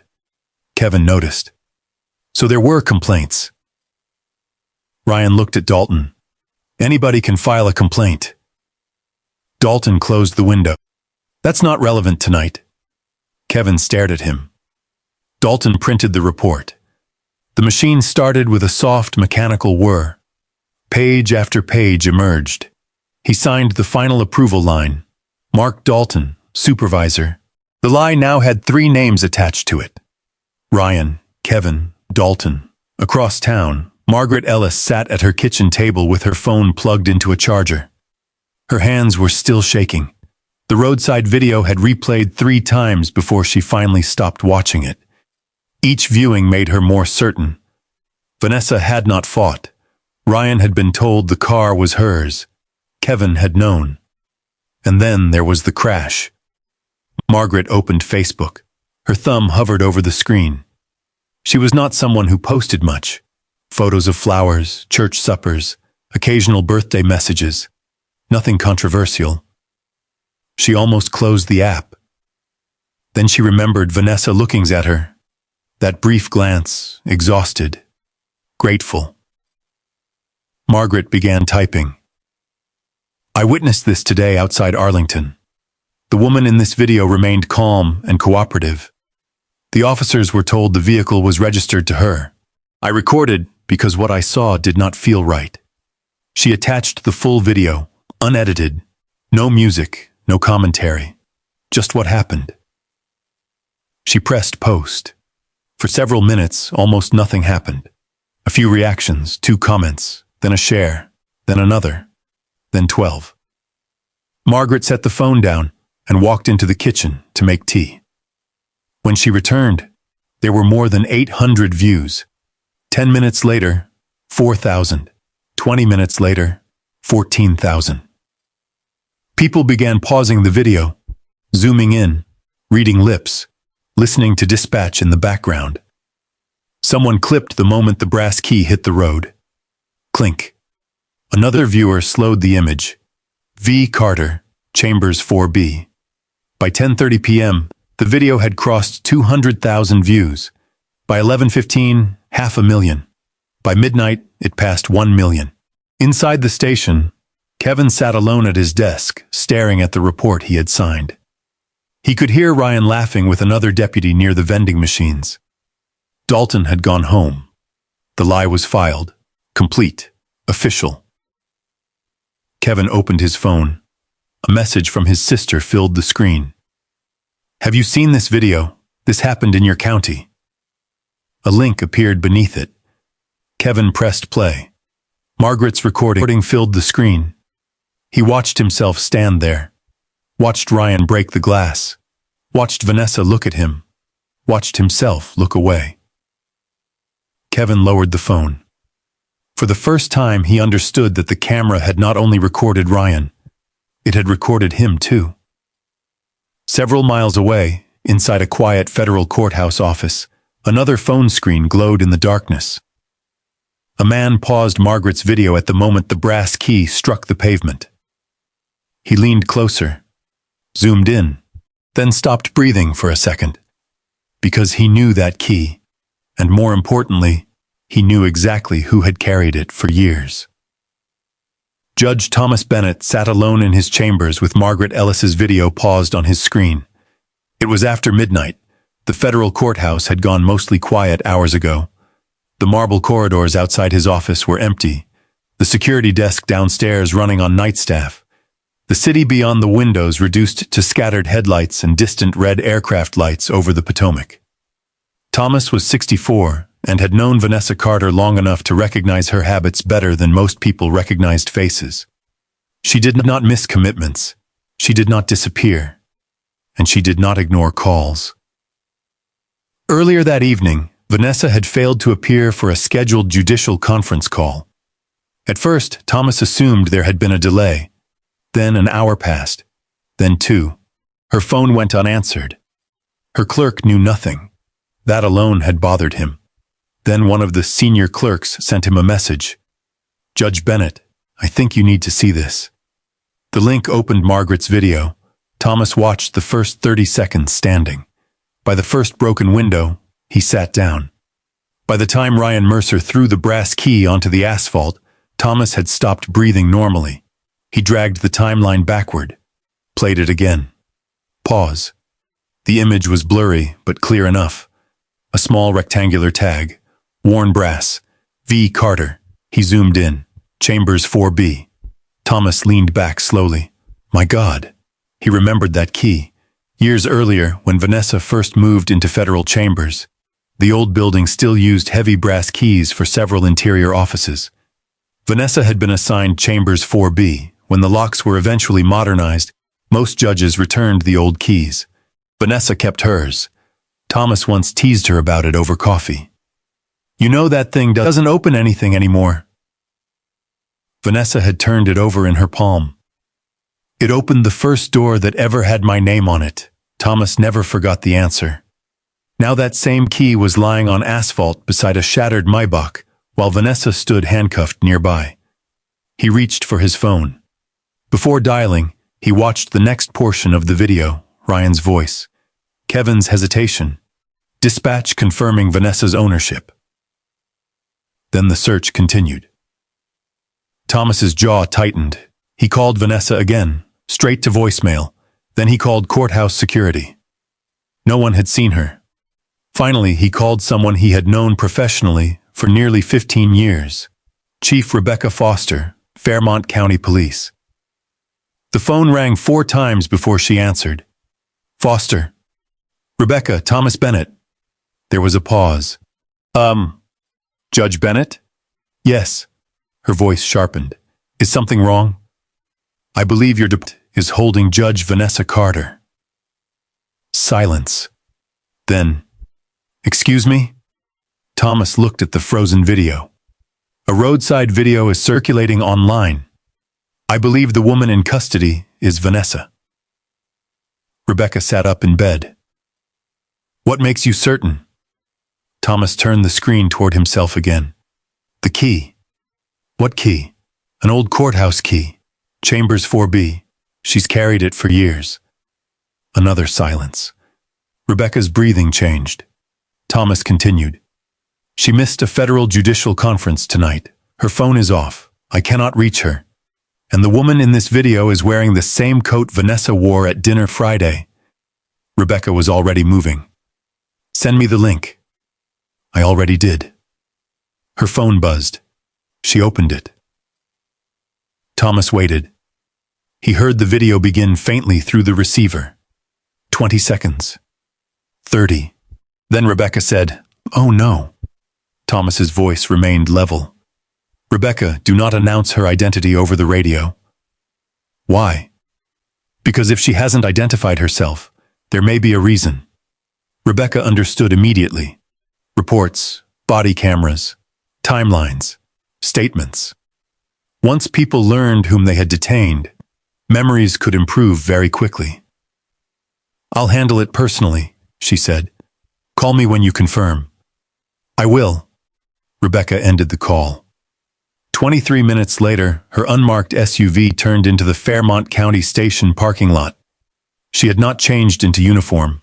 Dark slacks, wool coat, hair pulled back, no siren, no warning. The station clerk stood when she entered. Chief? Who's in holding from the Mercer stop? The clerk blinked. Vanessa Carter. Rebecca felt the name land differently now. Charges? Obstruction, resisting. Possible vehicle theft. Possible. Registration matched, but Mercer suspected fraud. Rebecca stared at him. Where's Mercer? Break room. Dalton? Went home. Doyle? Still here.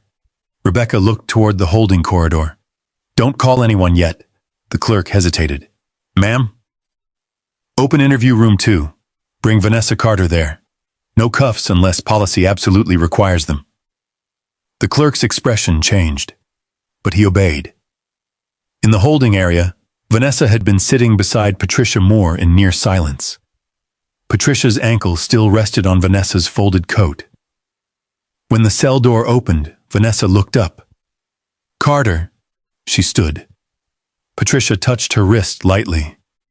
Whatever happens, thank you.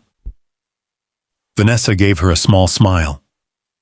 Take care of that ankle. The deputy escorted Vanessa down the hallway. She noticed the station felt different. People were watching, not openly, but watching. A door opened ahead.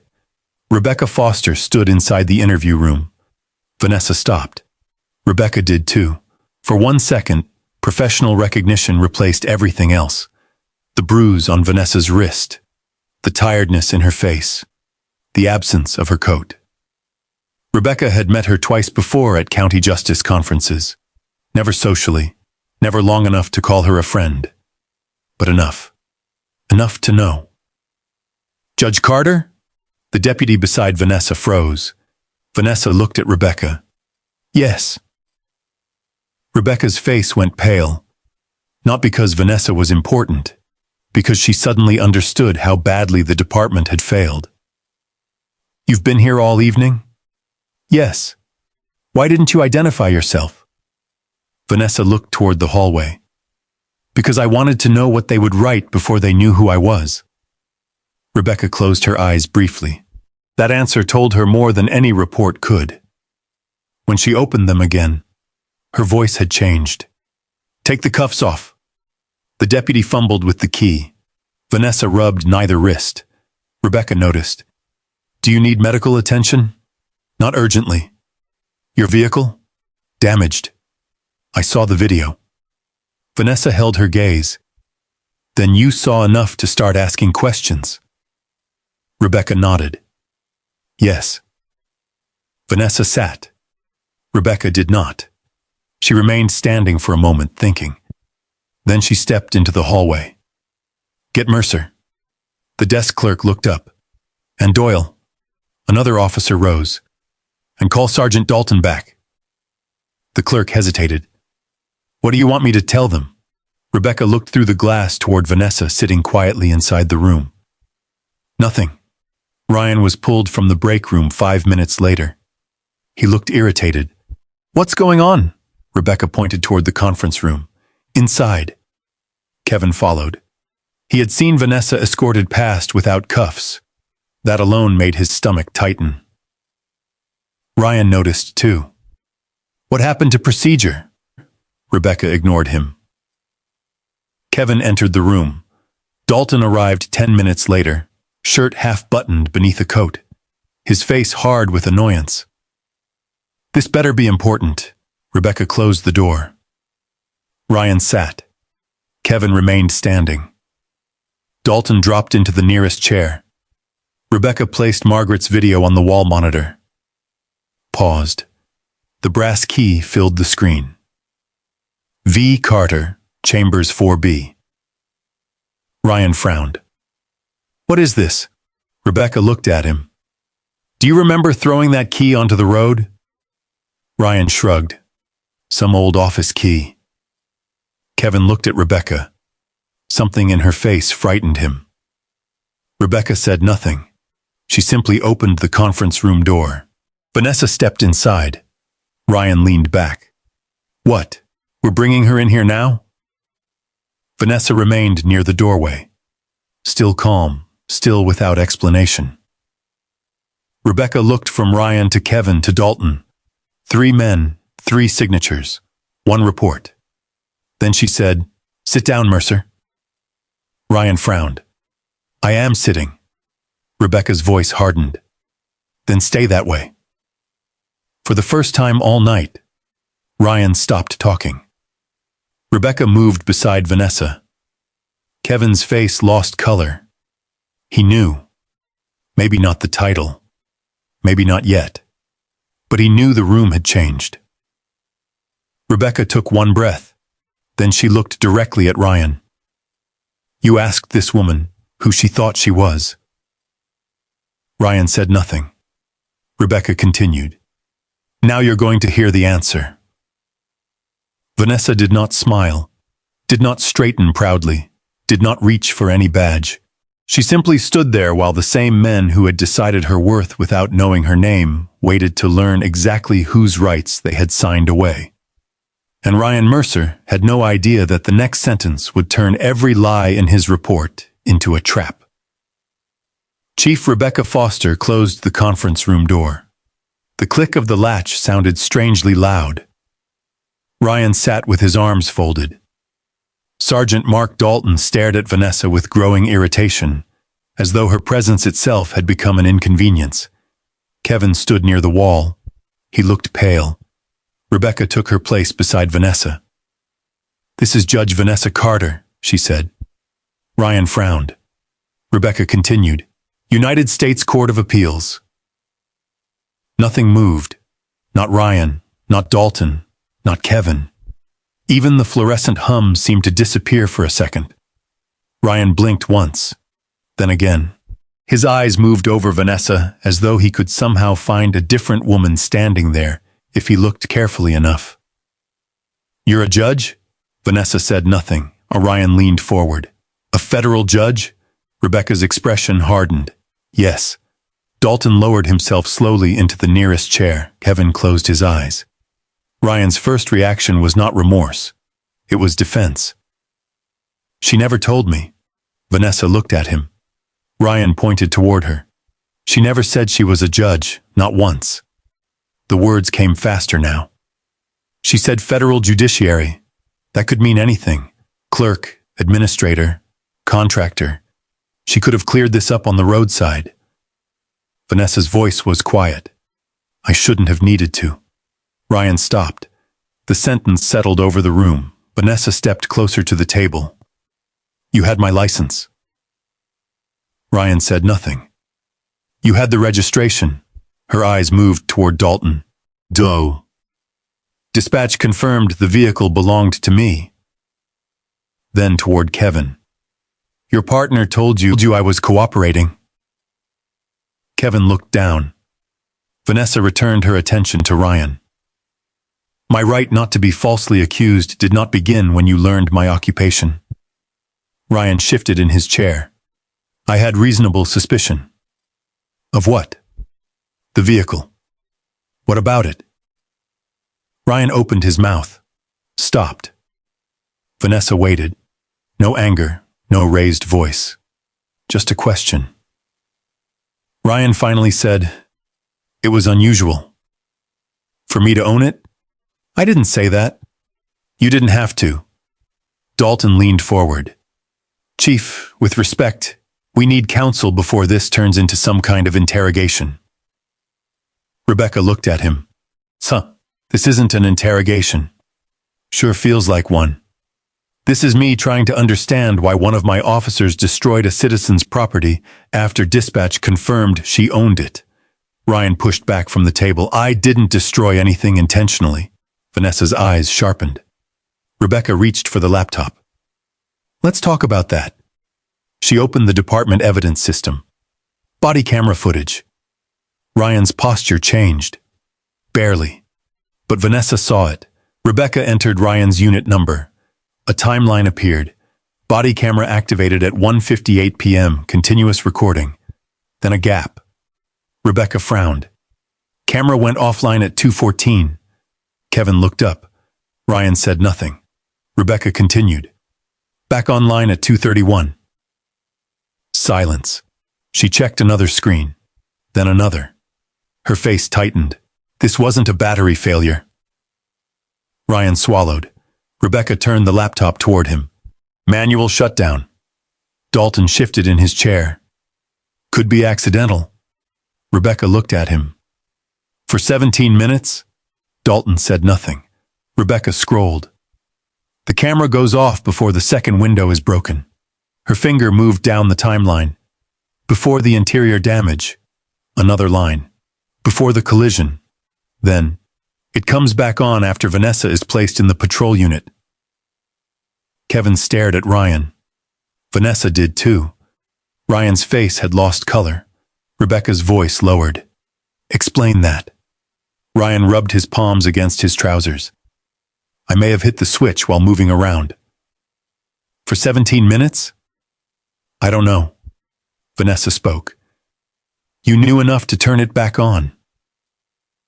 Ryan looked at her. I said I don't know what happened.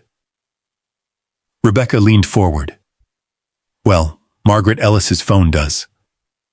Ryan's eyes narrowed. The witness? The woman you threatened with arrest for recording.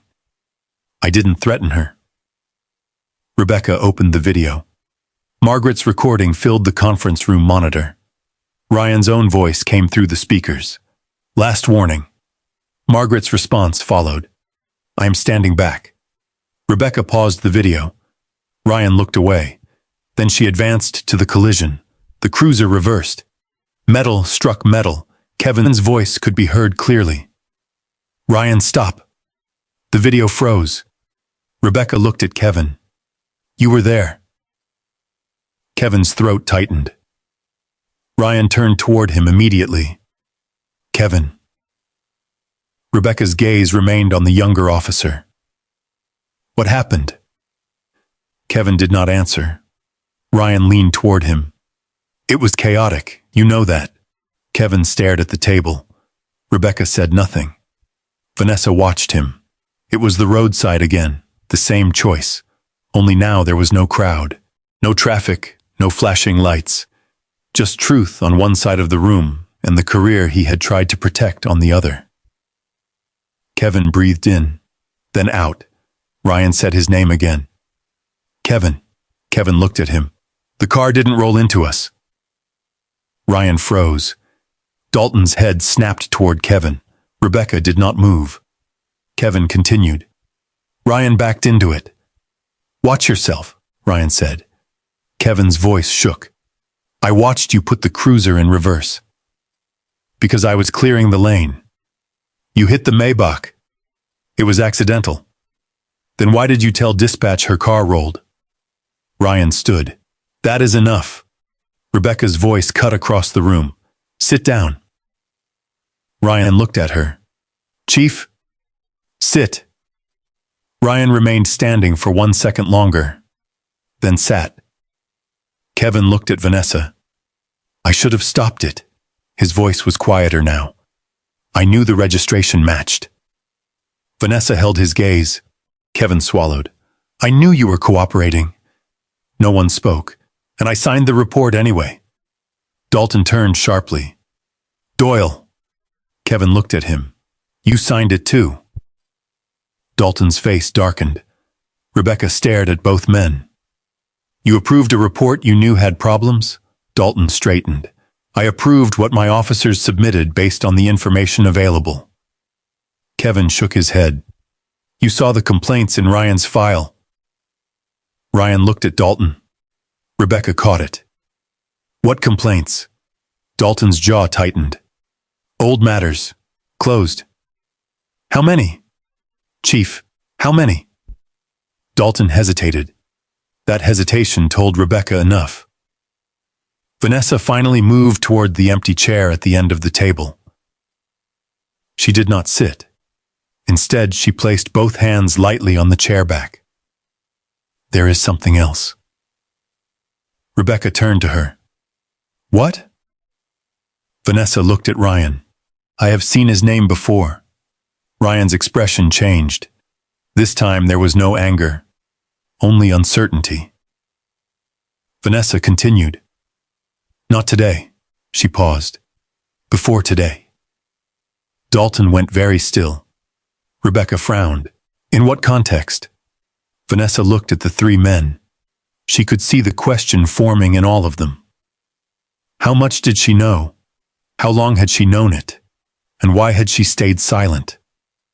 I have reviewed appellate records involving Fairmont County, Vanessa said. Ryan stared at her. Complaints involving searches, vehicle damage, missing camera footage. Dalton's face drained. Rebecca looked from Vanessa to him. Vanessa continued. I remembered Ryan's name when Chief Foster said it outside the interview room. Ryan leaned forward. You're saying you were investigating me? No. Vanessa's answer came immediately. I am saying I had seen your name in records connected to complaints that reached federal review. Ryan looked relieved for half a second. Then Vanessa finished. And tonight, you gave everyone in this room a reason to open those records again.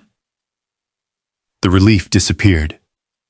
Rebecca slowly closed the laptop. Ryan looked at Dalton. Dalton looked at the floor. Kevin stood motionless against the wall. The room had changed completely. Minutes earlier, they had believed the most dangerous fact was Vanessa's title. Now they understood her title was only the doorway. Behind it were records, patterns, other names, other cars, other people who might have told the truth years earlier and never been believed. Ryan's voice was barely above a whisper. How many records? Vanessa looked at him. I don't know yet. That answer frightened him more than a number would have. Rebecca reached for her phone. What are you doing? Dalton asked. Preserving everything. She began issuing instructions. All body camera logs, all traffic stops involving Mercer, all complaints, all vehicle damage reports. 5 years minimum. Dalton stood. You can't just... Rebecca looked at him. I can preserve evidence inside my own department. She dialed. And I am. Vanessa watched Ryan. For the first time since he had approached the Maybach, he looked uncertain of the ground beneath him. The badge was still on his chest. The report still carried 3 signatures. The uniform had not changed. But the authority had. And Vanessa knew the worst thing Ryan could hear now was not that she was a federal appeals judge. It was that what happened to her might not have started with her at all. By sunrise, the Fairmont County station no longer belonged to routine. The coffee still brewed, phones still rang. Patrol cars still rolled through the gates. But behind a locked conference room door, 5 years of complaints were being pulled from cabinets, databases, archived emails, and evidence logs. Chief Rebecca Foster had called in independent investigators before dawn. Vanessa was no longer part of the inquiry. She had insisted on that. I am now a victim in the matter, she told Rebecca. Anything involving Mercer that could reach my court must be handled without me. Rebecca understood. Vanessa's power had limits, and she wanted those limits respected. That mattered. Justice could not become personal simply because the person harmed happened to wear a robe. So Vanessa sat in a quiet office down the hall with a paper cup of coffee growing cold between her hands, while other people opened the files. The first name was Dr. Marcus Hill, 58, a cardiologist. 2 years earlier, Marcus had been driving home from a hospital fundraiser in a silver Mercedes when Ryan stopped him for what the report called an equipment irregularity. No citation had ever been issued, but the driver's window had been broken. Ryan's report claimed Marcus repeatedly refused commands and reached toward the center console. Marcus filed a complaint. He said he had been reaching for his registration because Ryan ordered him to produce it. The complaint had been closed. Insufficient evidence. The supervising signature belonged to Mark Dalton. The second file belonged to Angela Reed, 44, owner of a small restaurant outside Alexandria. She had saved for years before buying a used Range Rover. Ryan stopped her late one evening. His report claimed he smelled narcotics. The vehicle was searched. Nothing was found. During the search, an interior panel was damaged and the rear hatch was scratched. Angela complained. Ryan said the damage was accidental. No usable body camera footage existed for the crucial portion of the stop. Complaint closed. Supervisor, Mark Dalton.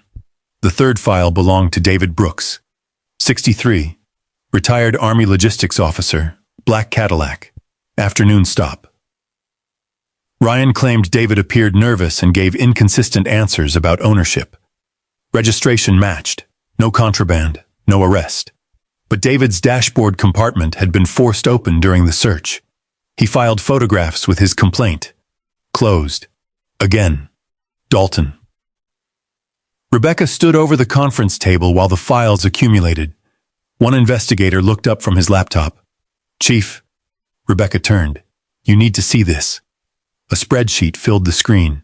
Ryan's traffic stops had been filtered by vehicle value, search activity, complaints, and camera interruptions. The pattern was impossible to miss. Expensive vehicles, black adult drivers, unproductive searches, property damage, body camera gaps. Again, again, again. Rebecca pulled out a chair and sat. How many? We're still verifying. Verified so far. The investigator looked at the screen. 11 stops with significant similarities. More may exist. Rebecca stared at the rows. 11. Vanessa's Maybach was not the beginning. It was simply the incident someone had finally recorded from the right angle. Down the hall, Kevin Doyle sat alone in an interview room. His badge and service weapon rested on the table while an investigator recorded his statement. Kevin had been talking for nearly an hour. His voice had become hoarse. I knew she wasn't resisting, he said. The investigator did not react. When did you know? Before the search. And you said nothing? I told Ryan she was cooperating. That wasn't my question. Kevin lowered his eyes. No. You did not stop him. No. And later you signed the report. Kevin looked at his own hands. Yes. Why? The answer took a long time. Because I was afraid. Of Vanessa Carter. Kevin looked up. No. Then of what? My career. Silence filled the room. Kevin swallowed. I had a promotion board coming up. Ryan reminded me. Dalton made it clear what he expected. He shook his head. I kept telling myself Ryan was the senior officer, that maybe I hadn't seen everything, that signing one report wasn't the same as doing what he did. The investigator waited. Kevin's eyes reddened. But I knew. He looked toward the camera. I knew it was wrong before I knew who she was. Across the station, investigators examined Ryan's body camera history. The shutdown from Vanessa's stop had not been a technical malfunction. The system log showed manual deactivation. Then they found another. 14 months earlier. Manual shutdown during Angela Reed's stop. Then another gap corresponding with the final minutes of David Brooks's search. Not every missing recording could be explained, but the pattern had changed the question. It was no longer whether one camera failed. It was whether someone had learned when not to let it watch. Ryan sat in another room with an attorney. For the first time since the roadside, he had very little to say. The swagger was gone. So was the easy certainty. He had spent years believing a report could become reality if the right people signed beneath it. Now every old report was being read against every complaint. Every timestamp against every camera log. Every sentence against every photograph. Outside the station, Margaret Ellis stood behind a temporary barrier while reporters called her name. She had barely slept. Her video had spread farther than she understood. Millions of views. National coverage. Requests for interviews. She refused most of them. When one reporter finally asked why she had stopped that afternoon, Margaret looked toward the station. I almost didn't. The cameras moved closer. I was scared. She paused. I thought somebody else would do something. Her voice softened. Then I realized everybody else was probably thinking the same thing. That was all she said. Inside, Vanessa stood beside a window overlooking the impound area. The Maybach remained behind evidence tape. Morning sunlight touched the damaged grille. Through the broken passenger window, she could just see a corner of Dorothy's burgundy scarf. Rebecca entered quietly. We found others. Vanessa did not turn immediately. How many? Enough that I don't want to give you a number until it's verified. Vanessa closed her eyes. For some reason, that hurt more. She had hoped Ryan was an exception, a terrible man on a terrible morning, a single failure. Instead, other people had already stood where she stood, already explained themselves, already watched their property damaged, already filed complaints, already waited. And the system had answered them with closed folders. Rebecca placed 3 copied complaint summaries on the table. Marcus Hill, Angela Reed, David Brooks. Vanessa turned. She read each page slowly. Marcus had written one sentence in his complaint that stopped her. I kept telling the officer the car was mine, but he acted as though ownership itself was suspicious. Vanessa lowered the page. Her throat tightened. She had said almost the same thing. Rebecca watched her. You okay? No. Vanessa did not pretend otherwise, but I will be. She picked up Angela's complaint. Then David's. These people need to be contacted. They will be. And listened to. Yes. Not because of what happened to me. Rebecca nodded. Because of what happened to them. Vanessa looked back toward the Maybach. For years, those complaints had existed separately. One damaged Mercedes, one searched Range Rover, one Cadillac, one person against one report. Easy to dismiss, easy to file away. But now the files were sitting beside one another. And suddenly, they told a different story. Vanessa thought about Dorothy, the long drive through Virginia, her mother laughing in that passenger seat. The way she had once said a car like that looked like a place where nobody would ask whether you belonged. Vanessa had believed Ryan destroyed that memory. Now she understood something harder. The broken Maybach had done what the perfect Maybach never could. It had forced people to look. Rebecca's phone buzzed. She read the message. Her expression changed. What? Rebecca handed Vanessa the phone. A forensic review had identified additional manual camera interruptions connected to Ryan's prior stops. But beneath that finding was something worse. Internal access logs showed that questions about those missing recordings had been raised before. Someone had opened the files. Someone had reviewed the gaps. Someone had closed the complaints anyway. Vanessa looked at Rebecca. Dalton? We don't know yet. Vanessa handed the phone back. Through the window, sunlight flashed across the Maybach's shattered glass. This was no longer about Ryan Mercer. Maybe it never had been, because a cruel officer could damage a car. But it took a system willing not to ask questions to let him keep doing it. And somewhere inside 5 years of records was the answer to the question Fairmont County could no longer avoid. How many people had known? The answer took months. Not because the evidence was difficult to understand, because institutions moved more slowly when the truth required them to examine themselves. Investigators interviewed officers, supervisors, former employees, complainants, and witnesses. Camera logs were compared against reports. Old emails were recovered. Closed complaints were reopened. Ryan Mercer's badge was taken first, then his authority. The federal investigation concluded that Vanessa's stop had not been an isolated mistake. The evidence supported serious findings involving the use of force, false statements, destruction of property, and deliberate interference with recording systems. Ryan eventually faced federal and administrative consequences. He would never wear a police uniform again.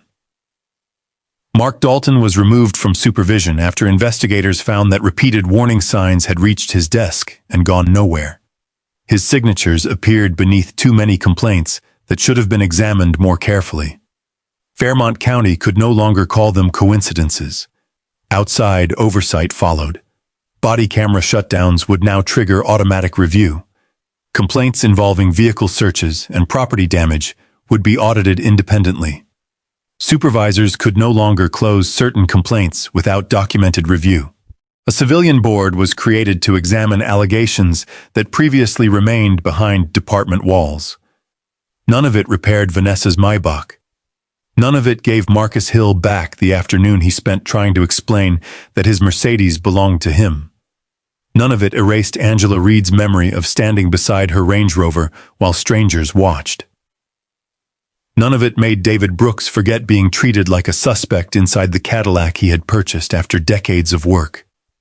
But their complaints were finally reopened.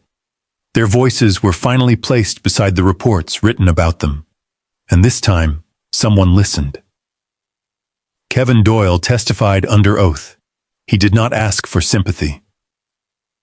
When an investigator asked why he had signed Ryan's report, Kevin lowered his head.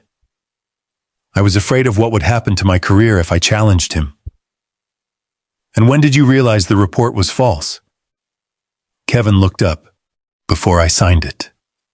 The room went quiet. Then he said the words that would follow him much longer than any disciplinary record. I knew it was wrong before I knew who she was. Vanessa heard about the testimony later. She asked to speak with Kevin once the independent investigation allowed it. They met in a plain conference room. No cameras, no reporters. Kevin looked older. I don't expect you to forgive me, he said. Vanessa sat across from him. This isn't about forgiveness. Kevin nodded. I should have stopped him. Yes. There was no cruelty in her answer. That made him look down. Vanessa continued. The lesson isn't that you failed to protect a federal judge. Kevin looked up. The lesson is that you failed to protect a woman you already knew was being treated wrongly. Kevin swallowed.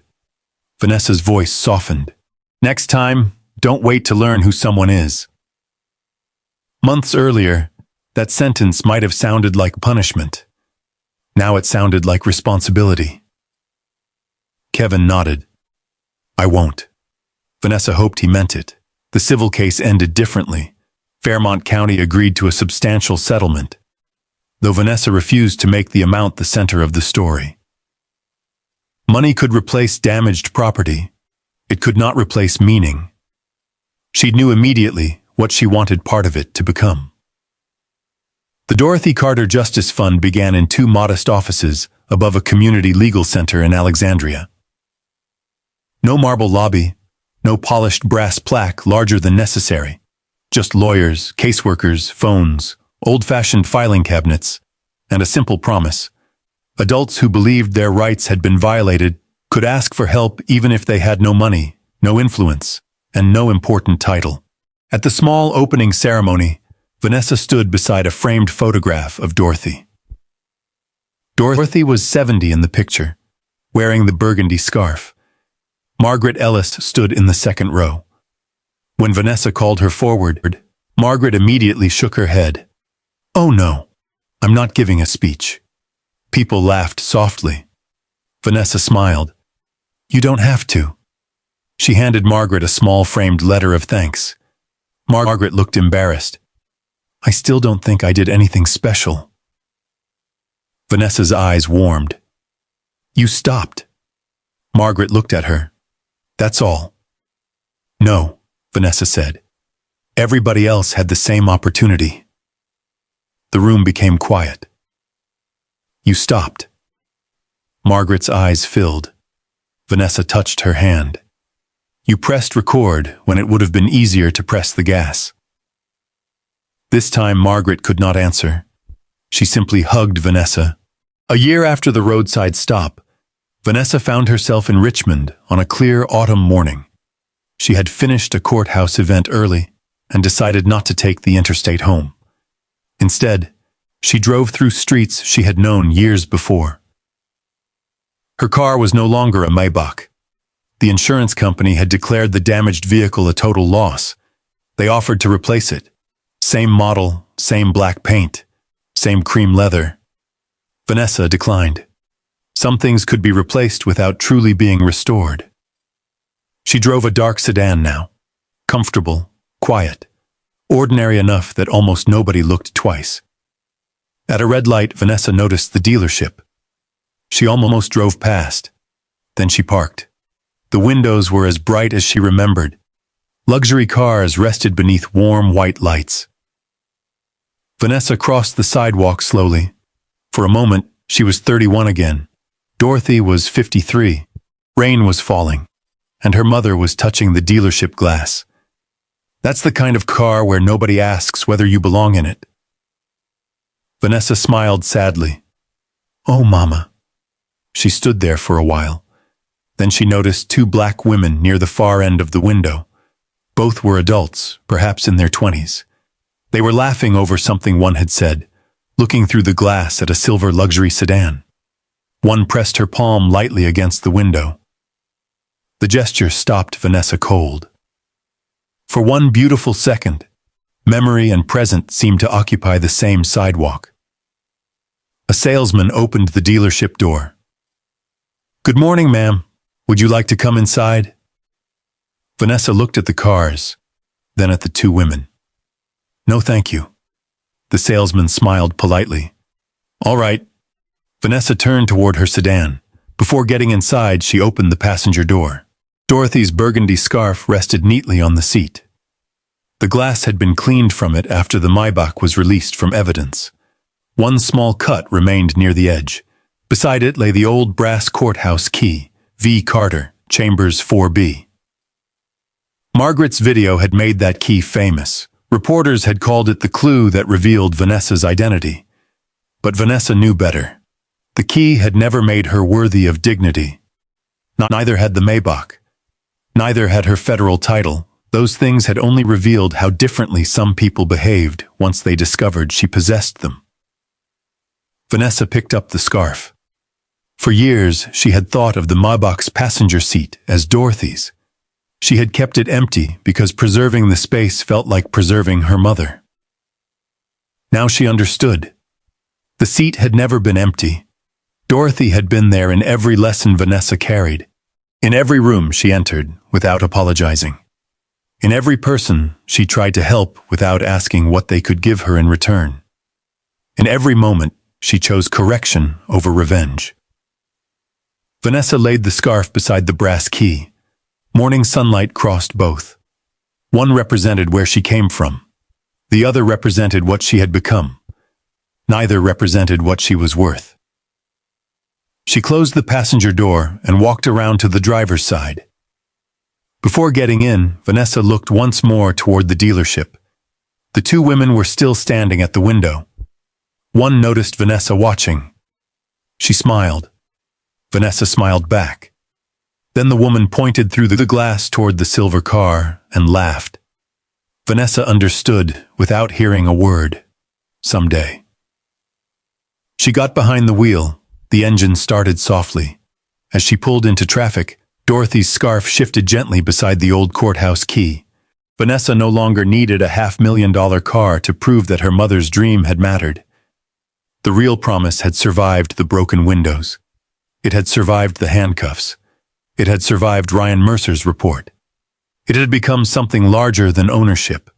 A doctor had been heard. A restaurant owner had been heard. A retired soldier had been heard. A frightened officer had finally told the truth.